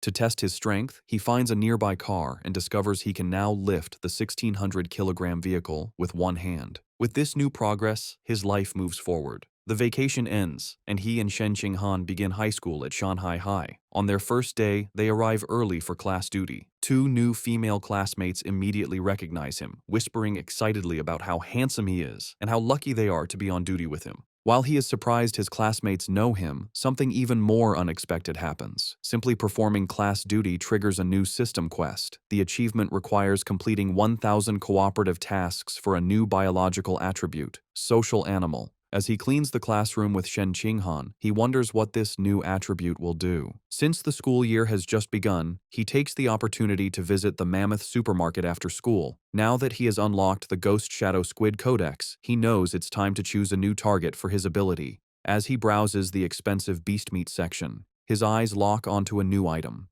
In one of the refrigerated cases is the packaged head of a savage giant eagle, priced at 1998 yuan per jin. An eager grin spreads across his face as he picks up the package, making his decision. This will be his next target. The savage giant eagle is a higher-tier aberrant beast than the ghost shadow squid. It has incredibly powerful vision, 30 times stronger than a normal human's, making it a formidable hunter that can precisely capture even the fastest prey. Back in his room, Lin Zichen examines the eagle meat. He concludes that unlocking its guidebook is a worthy goal, as its enhanced vision would provide a massive combat advantage. He also notes its price of 1,998 yuan per jin makes it one of the more affordable options. He places his hand on the meat, and a blue energy surrounds him as his system confirms he has devoured a trace of the savage giant eagle's life essence, unlocking 1% of its guidebook. After some calculations, he realizes that since 1 jin of meat provides only 1% progress, he will need to spend over 200,000 yuan to fully unlock the guidebook. He understands that high school tournament prize money is much higher than in middle school. With renewed determination, he decides he must work harder in competitions to earn the money to unlock the Savage Giant Eagle's codex before his second year. With the end of summer vacation, Lin Zichen's high school life at Shanghai High begins. On the first day, the teachers introduce themselves: the martial arts and homeroom teacher, the mechanical modification teacher, the gene fusion teacher, and the wilderness survival teacher. After their introductions, they ask the students to introduce themselves. Several students go first. A girl with long purple hair, Chu Yutong, says her specialty is in the arts. She is followed by an energetic pink-haired girl, Zhong Yijia, who shares her love for anime, cosplay, and sports. Next, a boy named Peng Huoguang says he likes to play video games at home. Soon, it is Shen Qinghan's turn. Being the center of attention makes her extremely nervous. With a blushing face, she manages to say her name is Shen Qinghan, that she enjoys drawing, and asks everyone for their future guidance. Finally, it is Lin Zichen's turn. His introduction is the shortest and most direct. He simply stands and states his name, asking for everyone's support. After introductions, time passes quickly. A new female classmate with brown hair approaches Shen Qinghan, who looks surprised. The girl asks Shen Qinghan for her entrance exam score. Shen Qinghan nervously replies that she scored 709 points, and then asks the new girl, Chu Rui, for her score. Chu Rui is impressed, exclaiming that Shen Qinghan's score is more than 10 points higher than her own 698. Chu Rui then asks about the physical fitness portion, admitting she only scored 95 out of 100. This question makes Shen Qinghan extremely uncomfortable. She stammers that her score wasn't as good, internally panicking because her score of 79 was so low she almost didn't make it into the elite class and feels too embarrassed to say it out loud. Not getting the hint, the persistent Chu Rui continues to guess if Shen Qing'an scored 94 or 93. Shen Qing'an, looking down in shame, quietly tells her it was even lower. Chu Rui continues guessing scores in the low 90s, making Shen Qing'an even more flustered. Suddenly, a hand slams down on the desk between them, startling Chu Rui. It's Lin Zichen. He smoothly leans in and asks the flustered girl if he can add her on WeChat. Surprised and thrilled that a handsome boy is giving her attention, she eagerly agrees. From her seat, Shen Qing'an breathes a sigh of relief, grateful that Lin Zichen saved her from the awkward conversation. Lin Zichen then turns to another male classmate, Hey Yu, and also asks to exchange contact information. After adding them, he creates a 4-person group chat. A system notification immediately confirms he has successfully created a group, completing another cooperative task. His progress for the social animal achievement is now at 2 out of 1,000. He reflects that this quest is surprisingly easy. After creating the group chat, the 4 new friends start to get to know each other. He Yu reveals he is from the neighboring Nanyuan city and comes from a prestigious martial arts family that runs a dojo. He even proudly mentions placing 8th in the Nanyuan City Youth Martial Arts competition. Chu Rui shares that her family owns a chain of clothing stores, making her wealthy. After Lin Zichen and Shen Qinghan also share their backgrounds, the 4 quickly become a close-knit group. Just as they are getting comfortable, He Yu asks the others to guess who the strongest student in their class is. Chu Rui immediately points to Lin Zichen, guessing it must be him since he was the top scorer on the entrance exam for their entire district. This shocks He Yu, who had no idea his new friend was so accomplished. However, Lin Zichen humbly suggests that being the top scorer doesn't necessarily make someone the strongest. He reveals a surprising fact. The principal had spent a lot of money to recruit 2 exceptionally powerful students from Nanyuan City for their class. He Yu then points out the 2 students. The first is a boy with blonde hair, Wang Shuojie, the 3rd-ranked student in Nanyuan City, who can run the 100-meter dash in 7.98 seconds. The second is a large, muscular boy, Lu Gang, who has immense natural strength and can easily lift a 300-kilogram barbell with one hand. Shen Xinghan and Chu Rui are both visibly impressed and intimidated. Lin Zichen, on the other hand, remains completely calm. Internally, he scoffs at their achievements, knowing he had surpassed those numbers back in elementary school. Soon, the bell rings again, and the next class is for distributing textbooks. There are 4 main subjects for the semester: martial arts, gene fusion, mechanical modification, and wilderness survival. Since Lin Zichen had already self-studied all the material, he decides to use the free time to find a secluded spot to train. As he trains, his thoughts turn to the larger threats. He remembers the dangerous rat god cult is still active. The police have only captured some lower-level heretics, but the powerful Rat King, their leader, remains at large. This grim reality fuels his determination. He clenches his fist, resolving to increase his power as quickly as possible and reach at least Tier 6, a level he believes will be strong enough to confront even the Rat King. The first practical class is Wilderness Survival. The teacher, Xu Chungbei, gathers the students in a wooded area and asks if any know how to make a fire by drilling wood. He Yu mutters, "It's a useless skill." To everyone's surprise, both Wang Shuojie and Lu Gang step forward and successfully start fires using the primitive method. The teacher is impressed and asks how they learned. Lu Gang explains he learned at a summer camp, while Wang Shuojie says he taught himself by watching videos online. After they are done, Lin Zichen easily teaches the same technique to his own small group, and they quickly master it. Later, in martial arts class, the teacher, Yao Yuanfeng, announces he will teach them a special breathing and cultivation technique. Once again, Wang Shuojie and Lu Gang loudly declare they have already learned it, showing off for the class. Though their demonstration is a bit clumsy, they manage. Lin Zichen, who already knows these skills, decides to maintain his low profile. In this way, over a month passes uneventfully. One day in mechanical modification class, the teacher, Kai Yuanfei, announces a test to check their progress. To motivate them, he reveals cash prizes for the top 3, 888 yuan for first, 666 for second, and 333 for third. Lin Zichen's eyes light up when he hears about the prize money, realizing the first-place reward is almost enough to buy half a jin of the expensive savage giant eagle meat. With everyone motivated, the class begins the exam. Coincidentally, the gene fusion teacher, Liu Duren, has the same idea and also springs a surprise exam with the same prize structure.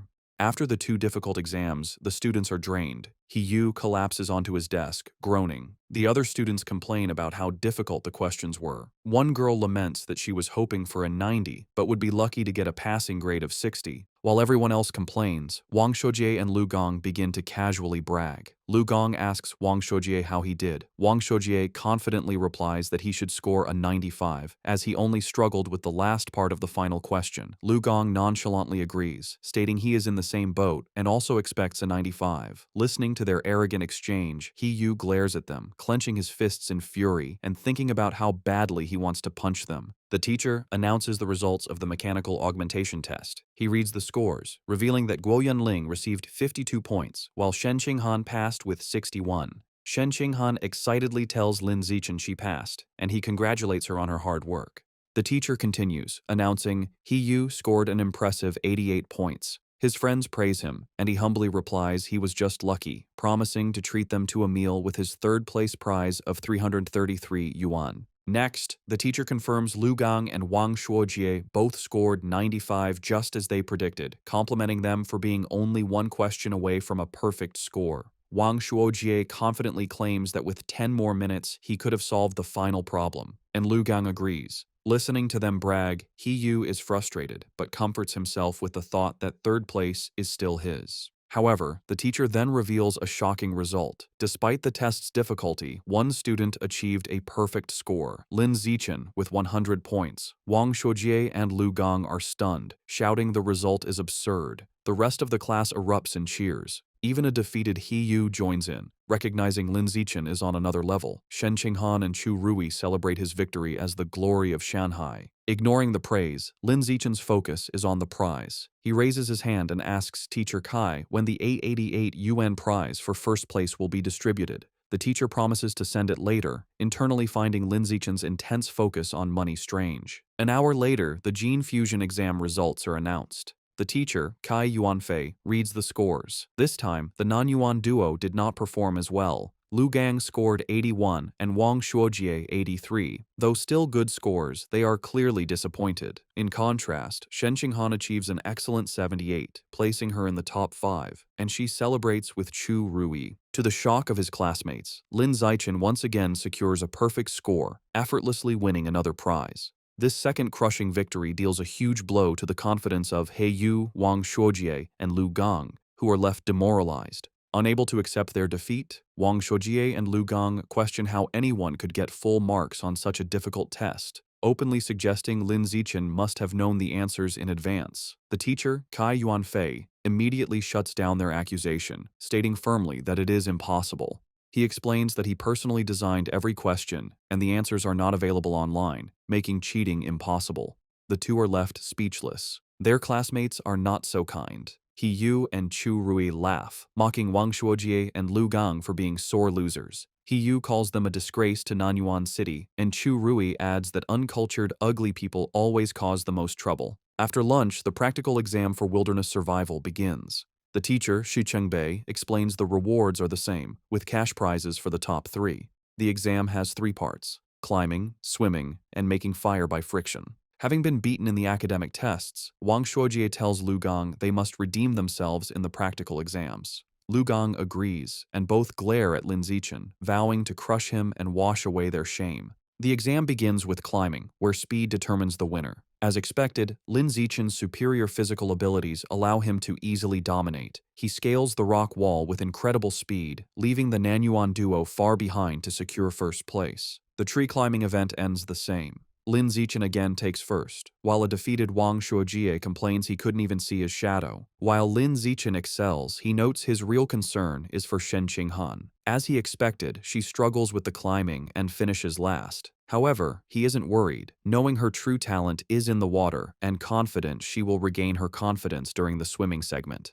Next is the fire-starting segment. With his eyes on the prize money, Lin Zichen knows he must continue to crush the Nanyuan duo. He starts the task with intense focus and speed, successfully creating a fire in just 58 seconds. Wang Shuojie and Lu Gang watch in utter disbelief, wondering how he can be so fast at everything, bewildered by his insane hand speed. The final part of the wilderness survival exam was swimming. This time it was Shen Qinghan's turn to shine. Tapping into her natural affinity for water, she swam with incredible speed, easily crushing the Nanyuan duo and delivering another heavy blow to their shattered confidence. Wang Shuojie was left in disbelief, unable to understand how Shen Qinghan could suddenly exhibit such explosive power in the water, concluding he must be hallucinating. After the exam, a defeated Wang Shuojie and Lu Gang were completely silent for a long time. However, their silence only lasted through lunch. In the afternoon, the final exam for martial arts began. The teacher, Yao Yuanfeng, announced it was time to test their progress with a sparring competition. The top 3 would receive prizes, motivating the class. For Wang Shuojie and Lu Gang, this reignited their hope.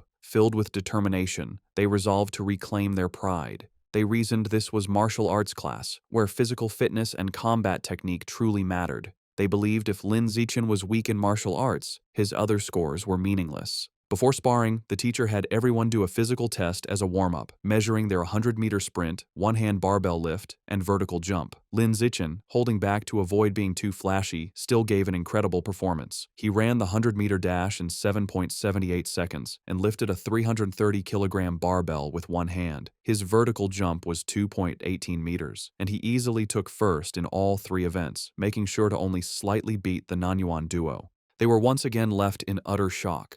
Wang Shuojie couldn't understand how Lin Zichen could be faster, while Lu Gang was baffled by how someone who didn't look muscular could be so strong. Trying to rally, Wang Shuojie reminded Lu Gang that failing the physical test didn't mean they would lose in sparring, as real combat also required technique. They convinced themselves their superior technique gave them a chance. After the test, everyone moved to the dueling area for the sparring matches. Eager to complete his survival of the fittest achievement, Lin Zichen stepped into the ring first. However, after his overwhelming display, no one dared to challenge him. Even Wang Shuojie and Lu Gang held back to observe first. Seeing the stalemate, the teacher intervened. He called out a student named Lu Wei and ordered him to spar with Lin Zichen. The two faced off, but the match was over before it began. To save time, Lin Zichen ended it instantly with a single devastating punch that sent Lu Wei flying. He then speed ran through the rest of his opponents, taking down every student in the class with the same brutal efficiency. Watching this, Wang Shuojie and Lu Gang are left in utter despair. Wang Shuojie realizes with horror that Lin Zichen is far stronger than they imagined and probably wasn't going all out during the physical test. He wonders how anyone could compete with such a monster. Just as their spirits are crushed, Hiyu suddenly leaps into the ring, shouting Lu Gang's name. He points at Lu Gang, declaring he's warmed up and at his peak, and challenges him to a fight. Eager to vent his frustration, Lu Gang readily accepts. He reasons that while he may not be confident against Lin Zichen, he can certainly defeat Hiyu and vows to flatten him in 30 seconds.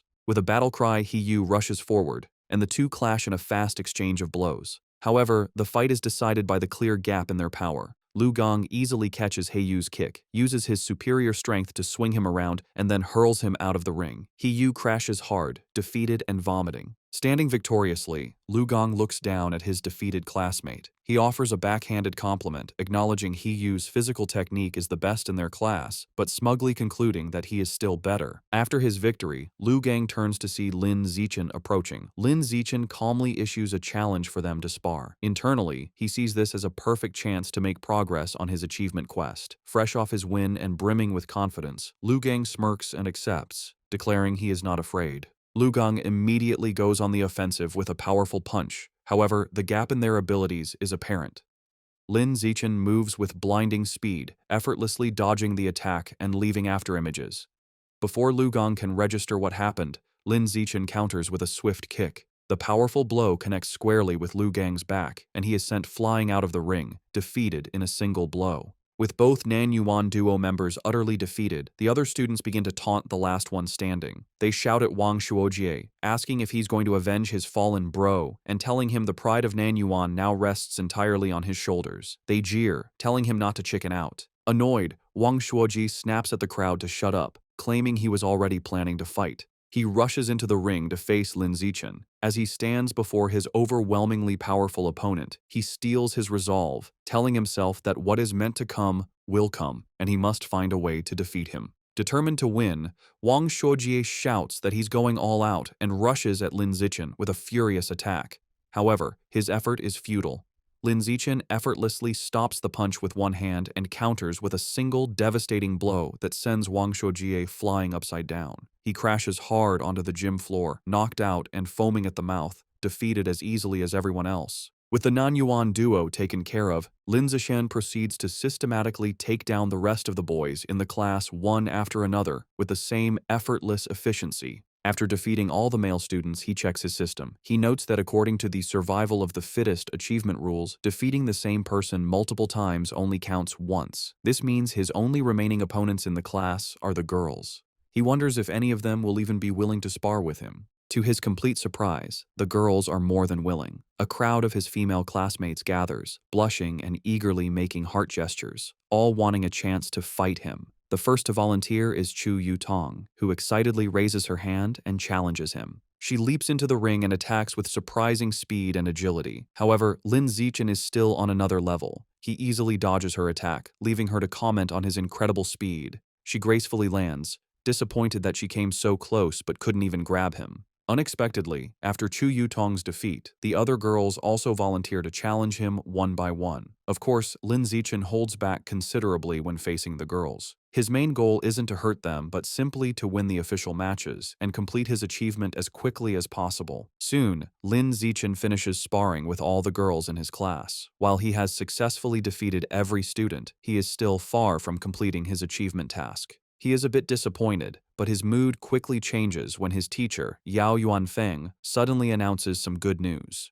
The teacher praises the class and tells them that as elite students, they must learn to challenge those above them. He then announces that in 1 month, their class will challenge the strongest regular class in the second year, and he expects them to be ready. Lin Zichen, who was just feeling frustrated about the lack of opponents to speed up his survival of the fittest achievement, is overjoyed. A new match has been delivered right to his door, a true blessing. After the teacher dismisses the class, a newly humbled Lu Gang approaches Lin Zichen. He admits he had underestimated the school and declares that from now on, he will consider Lin Zichen his rival for the next 3 years. Lin Zichen realizes that with the teacher's plan to constantly challenge other classes, completing his achievement within a year might not be impossible. Wang Shuojie also confronts him, vowing to wash away the humiliation of his defeat before they graduate. Lin Zichen, however, is more focused on the practical benefits. He calculates that he has earned over 3,000 yuan from the exam prizes alone. This excites him, as he can now use this money to buy more beast meat. He clenches his fist, completely ignoring the non-yuan duo, who are left fuming at his arrogant dismissal. That night, back in his room, he considers his financial situation. Although he earned some money from the rewards, it is still far from enough to buy all the beast meat he needs. To earn more money, he decides to follow in his parents' footsteps and registers as a web novel author, beginning his writing journey. Thanks to his celestial root of wisdom, his writing is exceptional. The next morning, he finds a contract invitation from the Yuiwen platform in his messages. After signing the contract, a piece of news from that very day catches his eye. The report is about a terrifying incident just 2 hours ago. A giant mutant rat had attacked a frozen meat-cold storage facility on the outskirts of the city. The news report details the horrific attack. The mutant rat was over 5 meters long and so powerful that it bit a responding cyborg in half. In a final, desperate act, the captured cyborg activated its hidden backup energy core to self-destruct, taking the enemy with it. The resulting explosion was massive, blowing the giant mutant rat to pieces on the spot. Reading the news, Lin Zichen is horrified. He stares at an image of a monstrous rat, wondering with growing dread how many more of these giant mutant rats are hidden in Shanghai City. He also questions where such enormous creatures could possibly be hiding. The day of the sparring session against the strongest regular class of the second year arrives, and the students gather at the Shanghai High Gymnasium. Before the match, the teacher, Yao Yuanfeng, holds a strategy meeting with his top fighters. He warns them that while their top fighters are strong, the opposing class is stronger overall and will likely use defensive tactics to wear them down. He orders them to finish their fights as quickly as possible. The moment the meeting is over, Lin Zichen rushes towards the ring, eager to defeat as many new opponents as possible to complete his survival of the fittest achievement. He volunteers to go first. His opponent, a tall girl with long blonde hair from the second-year class, steps into the ring. Seeing who she's up against, she immediately complains to her teacher, pointing out that the elite class has sent their strongest fighter out first. She claims she is the weakest student in her own class, and questions how she is supposed to fight him. Hearing this, teacher Yao Yuanfeng storms over to the opposing teacher, an older man he calls Brother Feng. He angrily accuses him of breaking the unspoken rules of class sparring, which dictate that the weakest students should fight first. He demands to know why the other teacher sent his strongest student to fight in the first match. To settle the dispute, Teacher Yao orders Lin Zichen down from the stage, telling him he can go later and to let the weaker students go first. Lin Zichen reluctantly agrees and steps down. The teacher then points to Zhong Yijia and tells her to go first, but she is caught off guard and protests that she isn't ready. Seeing an opportunity, Shen Qinghan steps forward. She volunteers to fight, telling Teacher Yao that since she is the weakest, she should be the one to go first. Shen Qinghan nervously enters the ring to face the tall blonde girl, clearly intimidated. From the sidelines, her classmates, including Chu Rui and He Yu, begin to cheer loudly, shouting encouragement for their friend, Han Han. However, the sudden pressure only makes Shen Qinghan even more nervous. The match begins, and the blonde girl immediately attacks with a powerful punch, which Shen Qinghan manages to block. Despite being outmatched, Shen Qinghan is determined. She knows she can't win, but resolves to hold on for as long as possible, adopting a purely defensive strategy to drain her opponent's stamina. Her plan proves surprisingly effective. 3 minutes later, the blonde girl is breathing heavily, surprised by Shen Qinghan's endurance. She realizes that if the fight continues, she will run out of stamina and decides she must finish the match quickly. She rushes forward with a final decisive punch. The blow lands, and Shen Qinghan is knocked to the ground, defeated. As she gets back on her feet, she is visibly embarrassed. The teacher, Yao Yuanfeng, praises her performance. He gives her a thumbs up, telling her she did great and that her defensive strategy was very smart. Lin Zichen also comforts her, patting her head gently. He tells her she did well, lasting over 3 minutes against a senior with an extra year of training, and that she has made big progress. Reassured, Shen Qinghan looks up at him with a happy smile. Following Shen Qinghan's defeat, another female classmate with brown hair from the elite class steps into the ring. Seeing that her senior opponent is running out of stamina after the previous match, she sees an opportunity and rushes in to attack. She throws a powerful kick, but the more experienced senior easily dodges the blow and counters with a swift punch to the face. The brown-haired girl is quickly overpowered and pinned to the ground, where she cries out in pain and is forced to surrender. Standing over her defeated opponent, the senior mockingly asks if she was looking down on the regular class by charging in so recklessly. She continues to taunt the girl, telling her that while she may not have her talent, she has trained for a whole year longer. She dismisses her, telling her to come back and fight again after she's trained for another year. Just then, Chu Rui steps forward. Filled with determination, she declares that she will avenge Shen Qinghan and crush the senior. Chu Rui proves to be a formidable fighter. She easily defeats her senior opponent with a single, powerful punch. From the sidelines, Shen Qinghan cheers enthusiastically, calling out how amazing Chu Rui was. Lin Zichen tells Shen Qinghan that she was amazing too, explaining that Chu Rui's victory was easy only because Shen Qinghan had drained the senior's stamina first. Shen Qinghan smiles happily. 2 hours later, the sparring session continues, and the elite class has evened the score. Teacher Yao Yuanfeng approaches the second-year teacher, Brother Feng, and taunts him, pointing out that his class only has 4 fighters left and that he is confident his class will win the bet. However, he then turns to his students and warns them not to get complacent. He declares that the true strength of their class lies with their 4 top fighters, Lin Zichen, Wang Shuojie, Lu Gong, and He Yu. The real showdown is just beginning. Following his teacher's declaration, He Yu is ordered to go up next. He cracks his knuckles with a determined look and enters the ring with a dramatic, ground-pounding pose. He strikes a fighting stance and theatrically asks his senior opponent if he is prepared to face his fists, which he claims are thirsty for battle. The senior, a boy with brown hair, smirks and tells He Yu not to be so childish and overly dramatic. Annoyed, He Yu immediately attacks with a swift kick, sending the senior crashing to the ground in defeat. Standing over his fallen opponent, He Yu mocks him, questioning where he got the confidence to act so tough with such a low skill level and calling him trash. Just as He Yu celebrates his victory, another, more formidable senior with purple-tinged hair stomps into the ring. He glares at He Yu, calling him arrogant for his taunts. The senior immediately lunges with a powerful punch, vowing to teach his junior opponent some intensity. To the senior's shock, He Yu moves with incredible speed, effortlessly dodging the attack. He Yu then counters with a powerful kick that sends the senior flying, knocking him out. Seeing his impressive victory, Chu Rui and Shen Qinghan erupt in cheers, shouting encouragement for He Yu.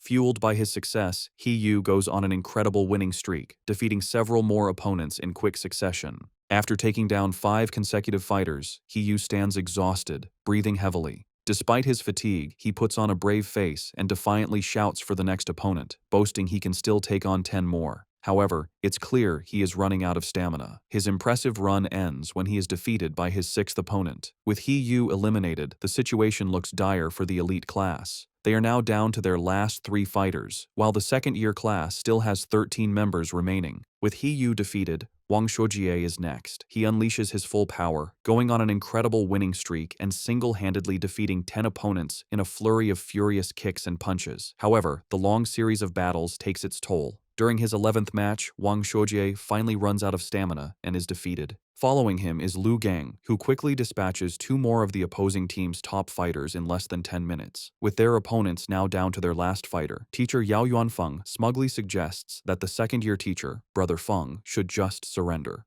Brother Feng, however, remains unfazed. He smirks and calls forth his final student, Wang Jinhei, telling him it is his turn. A new challenger steps forward, an enormous, overweight student who towers over Lu Gang. Despite his opponent's intimidating size, Lu Gang is not impressed. Dismissing him as just a slightly larger fatty, he rushes into attack, confident he can beat him. He lands a powerful punch on Wang Jinhei's massive belly, but to his shock, the blow has no effect. He feels as if he just punched solid rubber. He tries again, unleashing a rapid barrage of punches, but all his attacks are harmlessly absorbed by his opponent's thick layer of fat.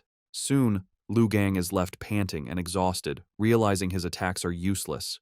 His opponent, who has not moved an inch, looks down at him with a calm expression. He asks if Lu Gang is finished, because now it is his turn. Before Lu Gang can react, Wang Jinhei grabs him by the neck with incredible strength. With a single, effortless motion, he throws Lu Gang out of the ring, securing the victory and leaving the elite class with only 1 fighter remaining. Stunned by such a powerful fighter, teacher Yao Yuanfeng exclaims that he doesn't remember the second-year class having such a strong student. The opposing teacher, Brother Feng, smirks and explains that Wang Jinhei is a new transfer student who just arrived this semester. He then smugly reminds teacher Yao about their bet, telling him it looks like he is going to lose and will have to buy dinner for the entire opposing class. Realizing he has been tricked by his rival's secret weapon, teacher Yao clenches his fist in frustration, worried that not even Lin Zichen can defeat this monster. Despite his doubts, he puts on a brave face for his last student. He places a hand on Lin Zichen's shoulder and tells him it's his turn, encouraging him to just do his best and not worry too much about winning, as the experience will be valuable. Lin Zichen simply smiles and reassures his teacher that he will win, leaving the man speechless. As Lin Zichen steps into the ring, Wang Jinhei looks down at him, unimpressed. He dismisses his opponent as looking rather weak to be his class's final ace. From the sidelines, Shen Qinghan, Chu Rui, and the other girls from the elite class shout insults at Wang Jinhei, calling him an arrogant fatty and cheering for Lin Zichen to teach the dead pig a lesson. Annoyed by the taunts, Wang Jinhei decides to offer a handicap. He tells Lin Zichen he will stand still and allow him 10 free hits. He explains that he doesn't want Lin Zichen and his little fangirls to complain later that he was just bullying a smaller opponent. Lin Zichen happily accepts the offer. Wang Jinhei tells him to come at him with his full power. Without hesitation, Lin Zichen unleashes a single, devastating punch to his opponent's massive stomach. The force of the blow is so immense that it sends the enormous Wang Jinhei spinning through the air before he crashes hard onto the floor, knocked out cold. Both classes are left in stunned silence, which is quickly broken by a massive, tearful cheer from the elite class as they celebrate Lin Zichen's incredible victory. A few moments later, Wang Jinhei slowly begins to regain consciousness, completely disoriented. He groggily wonders where he is and what just happened, muttering that the outcome was completely illogical and unscientific. After Lin Zichen's victory, the second-year teacher approaches Yao Yuanfeng, the elite class's teacher. He remarks on how powerful Lin Zichen was, comparing his one-punch victory over Wang Jinhei to a former prodigy named Wu Tiancheng. Yao Yuanfeng replies that while Lin Zichen is strong, he isn't at Wu Tiancheng's level yet, explaining that Wu Tiancheng was a monster who terrified the principal as a first year. Overhearing the name, Lin Zichen walks over and asks his teachers who Wu Tiancheng is. Yao Yuanfeng excitedly explains that Wu Tiancheng was a legendary student from a few years ago. As a first year, he single-handedly defeated the entire third-year elite class, shocking the school leaders. The teacher continues by listing Wu Tiancheng's incredible stats as a first year, a 100-meter dash in 6.12 seconds, a 3.96-meter vertical jump, and a 650-kilogram one-handed barbell lift. He asks Lin Zichen if he is impressed. Lin Zichen smiles nervously and admits he is a little impressed. However, he internally thinks Wu Tiancheng's feats were only on par with the strength he possessed during his 6th grade summer vacation. That night, the class celebrates their victory at a restaurant.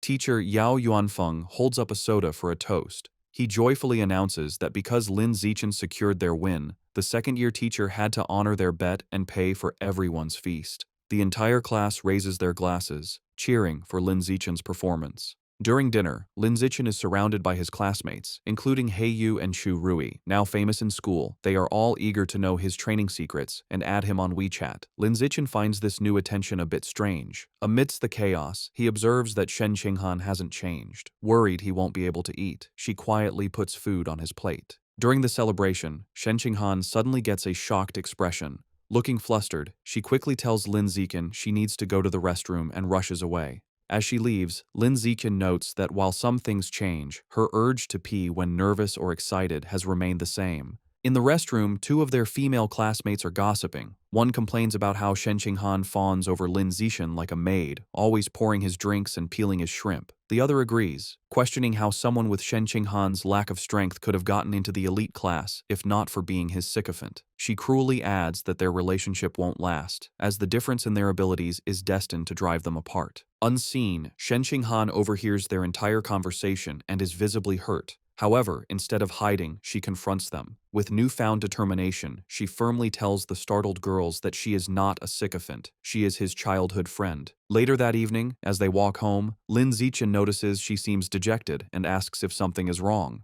Looking down sadly, Shen Qinghan confides in him. She explains her mother always said she would grow out of wetting her pants. However, she reveals with frustration that even now, she still has to wear diapers to bed every night. Looking up at him, she says she feels disabled, like she can't even control her own bladder. Lin Zichen looks at a distraught Shen Qinghan and firmly tells her she is not disabled. He gently places his hands on her shoulders to comfort her, explaining that her inability to control her bladder is actually a superpower that hasn't fully developed yet. Shen Qinghan looks up with wide, hopeful eyes, questioning if it's really a superpower. Lin Zichen confirms it, telling her that her natural talent in the water is a manifestation of this power. Intrigued, Shen Qinghan asks if his own amazing abilities are also because he has a superpower. Lin Zichen confidently replies that yes, just like her, he also has a superpower. Excited by the idea, Shen Qinghan wonders what kind of power she might have. Lin Zichen reassures her it will definitely be a very powerful one.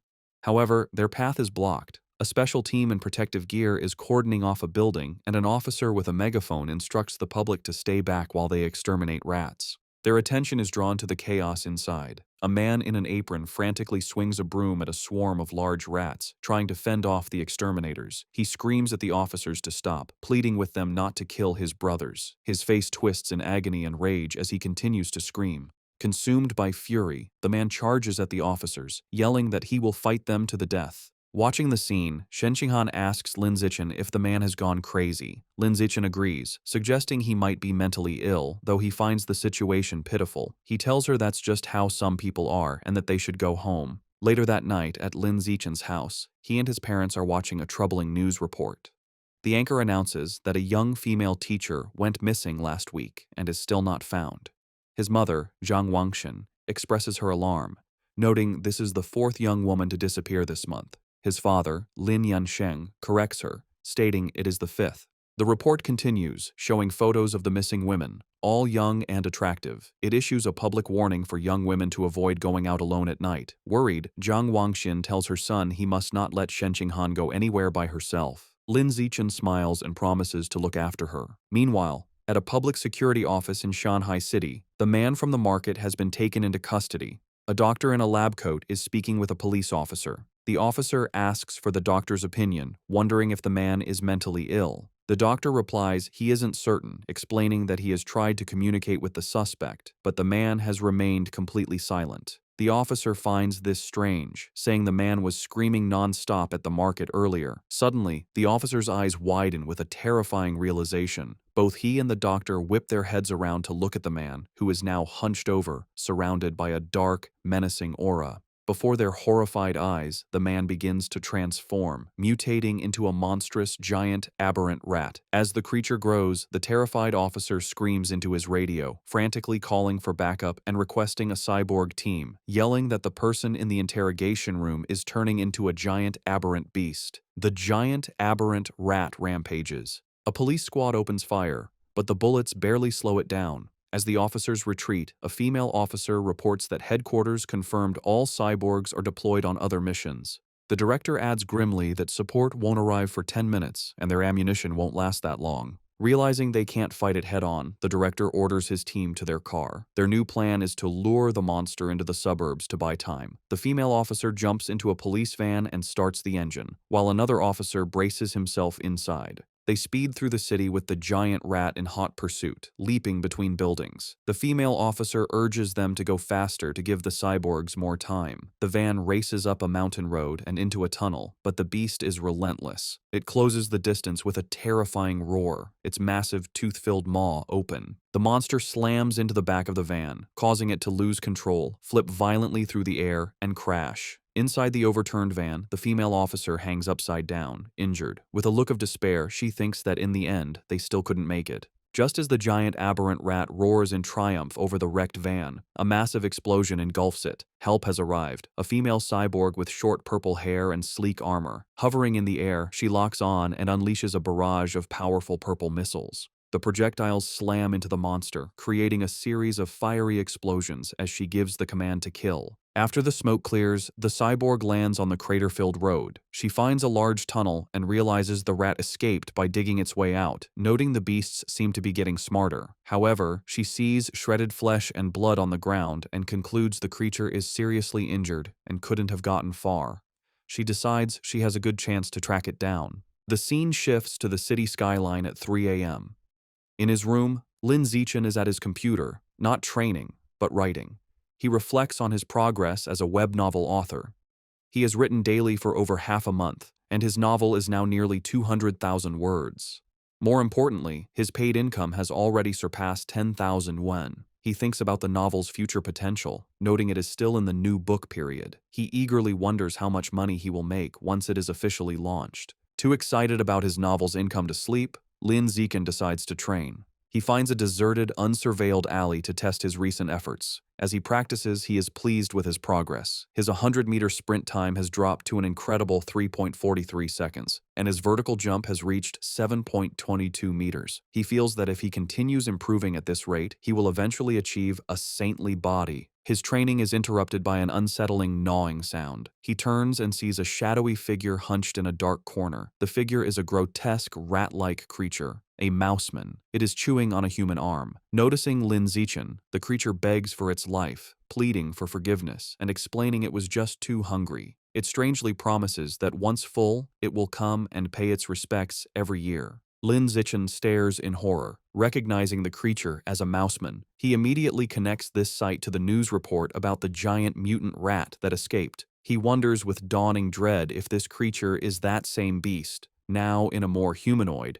but no less monstrous form. Realizing the extreme danger, Lin Zichen decides he must inform the police. However, as he turns to leave, the mouseman panics, thinking he is its next meal. It stammers that it doesn't have to eat him and can go find others to devour instead. Before Lin Zichen can react, the creature springs into action. It leaps off the alley walls with blinding speed, ricocheting from side to side in a series of lightning-fast jumps. The mouseman lunges at him, screaming it wants to eat human meat as hunger overrides its fear. The attack is so fast that Lin Zichen realizes there is no time to dodge. With no other option, he faces the monster head-on. As the creature closes in, Lin Zichen meets its charge with a single, devastating kick to its jaw. The impact sends the mouseman spinning through the air before it crashes hard to the ground. The beast struggles to its feet, clutching its bleeding chest. It stares at Lin Zichen in disbelief, wondering how a weak-looking student could possess such overwhelming strength. Stunned and injured, the mouseman stares back at Lin Zichen, shocked by his unexpected power.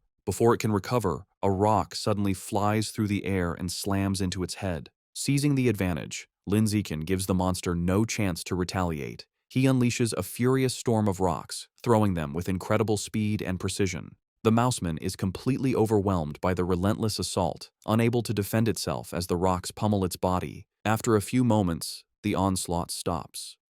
Lin Zichen stands at the end of the alley, breathing heavily. He watches the spot where the creature fell, noticing it is no longer moving.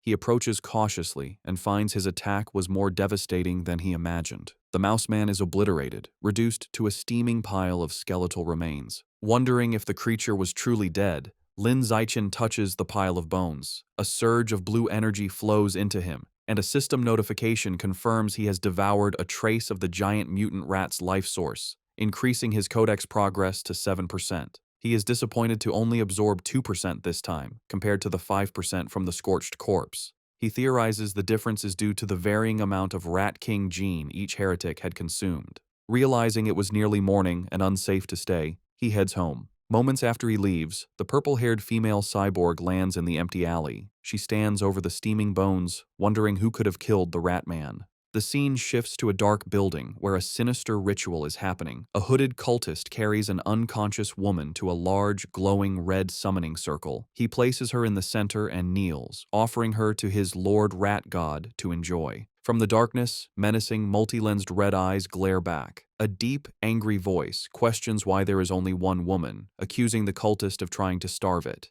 The voice complains the offering isn't even a mouthful and threatens to make the cultist part of the sacrifice. The cultist prostrates himself in terror, desperately begging to explain. Still on the floor, the terrified cultist explains that young women have become cautious lately, rarely going out at night and always traveling in groups, making them hard to capture. The massive, shadowy rat god looms over him, its deep voice commanding that if women are too difficult, he should catch young men instead. The cultist immediately agrees. Suddenly, a large, bloody chunk of raw meat is thrown onto the floor. The cultist greedily grabs it and begins to devour it raw, thanking his Lord Rat God for the blessing. As he eats, the ritual reaches its gruesome climax. Massive red tentacles emerge from the summoning circle, wrapping around the unconscious woman and lifting her into the air. The monstrous, multi-eyed maw of the rat god opens wide and devours her whole. Sounds of chewing and crunching echo through the building. After its meal, the Lord Rat God gives one final, chilling order. It tells the cultist not to capture ordinary people next time, complaining their meat is too bitter. The entity declares it wants to eat nobles who live in luxury, believing their meat will be more tender.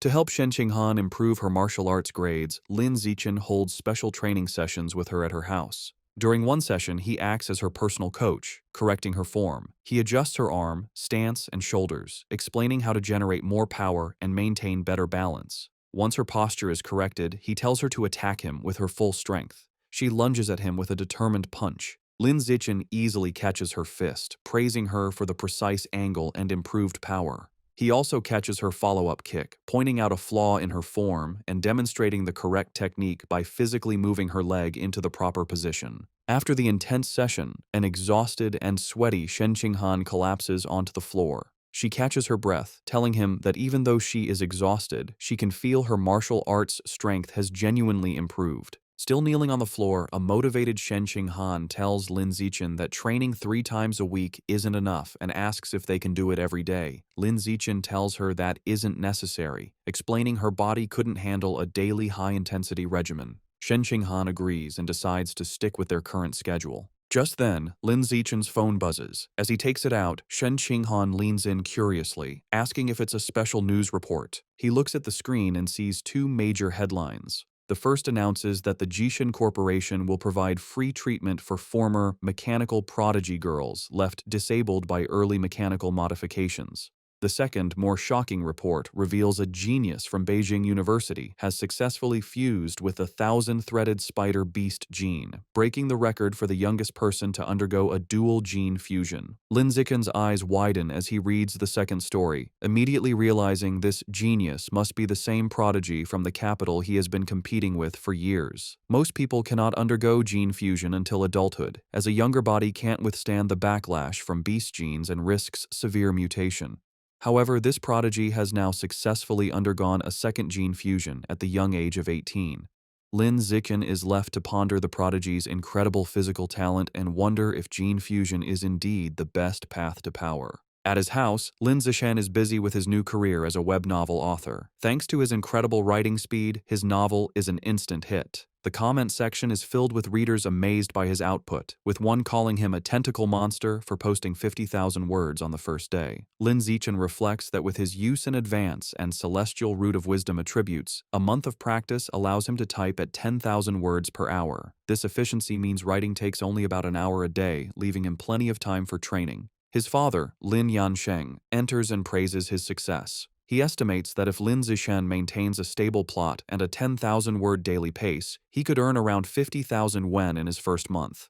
He adds that once the novel's word count grows, making 100,000 wen a month would not be a problem. Lin Zichen is thrilled. With an income of 50 to 100,000 wen a month, he will no longer have to worry about funding his quest to unlock the exotic beast codex. He sets a firm goal. He will use his first 2 months' fees to finally unlock the Savage Giant Eagle Codex. The scene shifts to his martial arts class, where the teacher, Yao Yuanfeng, announces a sparring session to assess progress. Lin Zichen's overwhelming power is on full display. He completely crushes the field, effortlessly defeating every opponent with powerful kicks and punches. No one lands a single hit on him. After the session, his teacher presents him with his prize money. Lin Zichen reflects on the successful day, pleased that he not only earned another 888 yuan, but also gained crucial experience points toward his survival of the fittest achievement. While Lin Zichen dominated, Shen Qinghan's results were not as stellar. As usual, she ranked last. Her friend Chu Rui tries to comfort the dejected girl.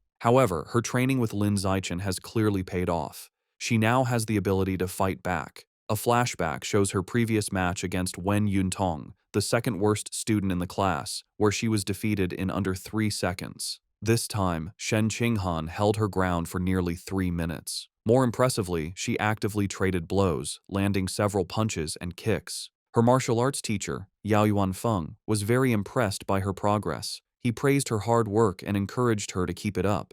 With the sparring session concluded, the teacher gathered the class and made a new announcement. He declared that in 1 month, their class would challenge the elite class of the second years, setting an ambitious goal for them to take down every student except for their top 3 fighters. The class roared back in confident agreement. The teacher was pleased with their fighting spirit. A month passes quickly. Lin Zichen's web novel has been a massive success, and he checks his bank account to see a balance of 89,000 wen. With his new funds, he immediately heads to the supermarket to finally buy the beast meat he needs. He tells the female employee at the counter he would like to purchase some savage giant eagle meat. The employee informs him of a special promotion. If he buys 100 jin all at once, he will receive a 5% discount. After a moment of thought, Lin Zichen decides to hold off on the purchase for now. He concludes it would be more strategic to wait until he has saved up enough to buy all 100 jin at once to take advantage of the discount, figuring he will likely have enough by the following month.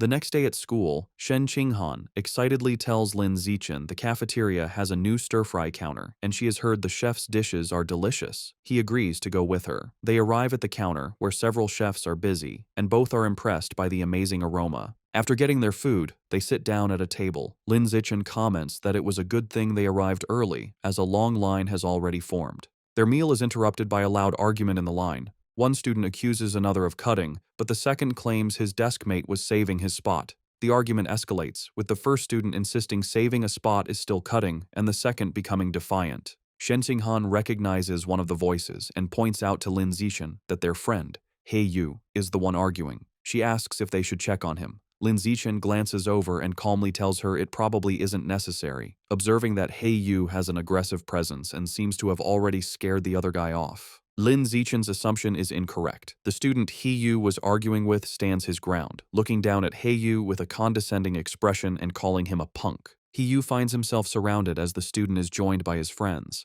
The leader of the group asks He Yu what his deal is. One of the other bullies smugly states they have no deal. They are simply cutting in line. Enraged, He Yu yells at them to get to the back of the line. He is shocked by their audacity and realizes he is outnumbered. Despite this, He Yu tries to hold them back, spreading his arms to block them. He wonders why no one in the crowded cafeteria is stepping in. From their table, Shen Qinghan watches with concern, pointing out to Lin Zichen that their friend He Yu is being bullied. Just as the bullies are about to push past He Yu, a hand clamps down on the leader's shoulder. It is Lin Zichen, his face shadowed and intimidating. He calmly tells the student to please line up properly. The bully turns around and confronts Lin Zikan with a smirk, defiantly asking what he can possibly do about it if he refuses. Instead of escalating the fight physically, Lin Zikan responds with a sly grin. He pulls out his phone and coolly informs the bully that he will report him. The bully leader scoffs at the threat, calling reporting shameful. With He-yu smirking beside him, Lin Zichen coolly retorts that he finds cutting in line even more shameful. Unwilling to be reported, the group of bullies gives up and walks away in frustration. The scene shifts to a luxurious villa in a wealthy district of Shanghai City, where the rat god cult is holding a secret meeting.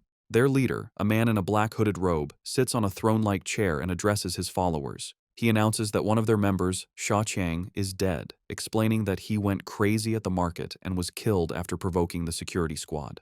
Another cultist mutters that it is good riddance. The leader then introduces a new young man who will be taking Sha Qiang's place.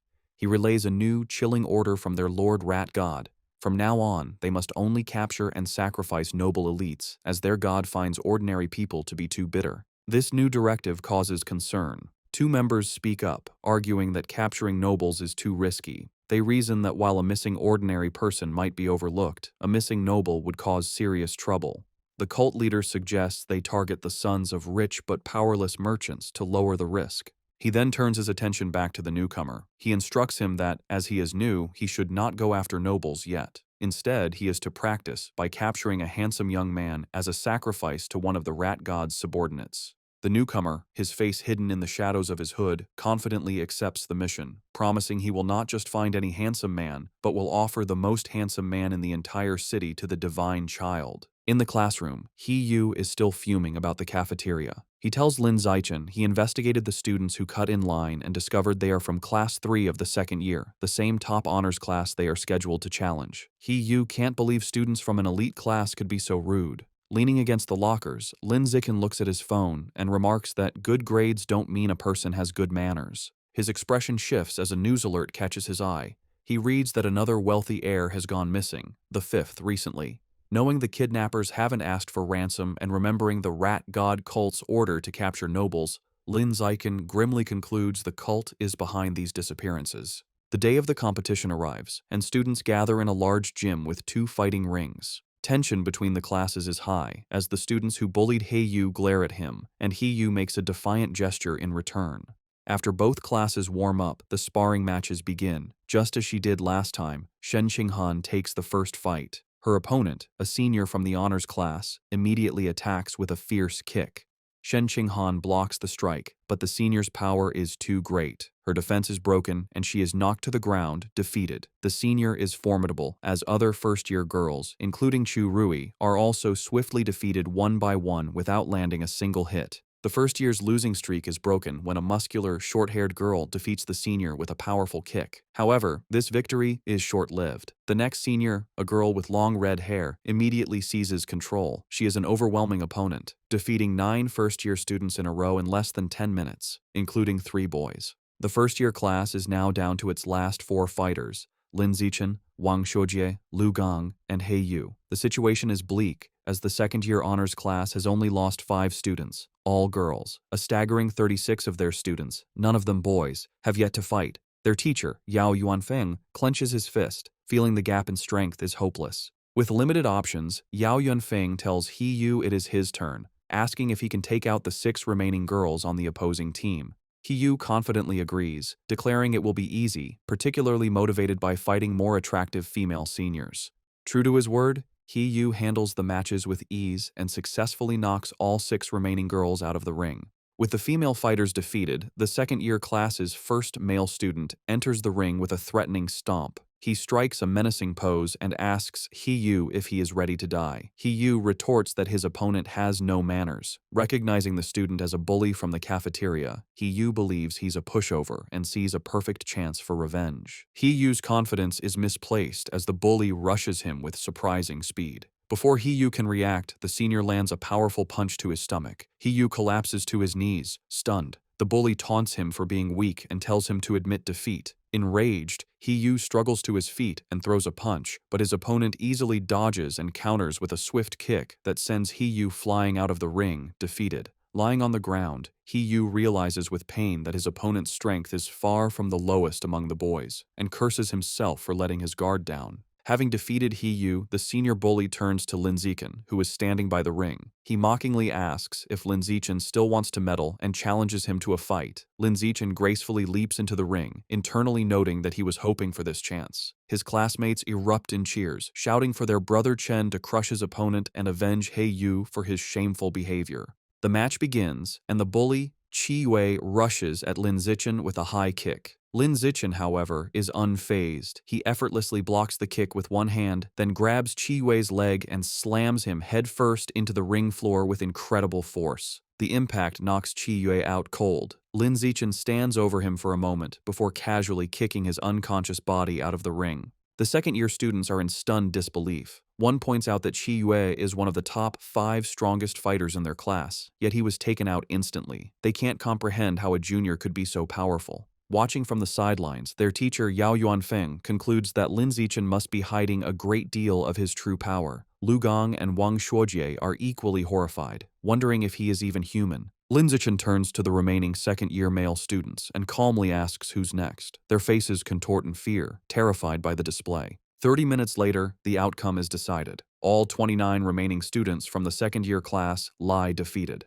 Standing over the last opponent, Lin Zichen wonders about his progress toward his survival of the fittest achievement. A system notification informs him his total count of opponents eliminated is now 119 out of 1,000.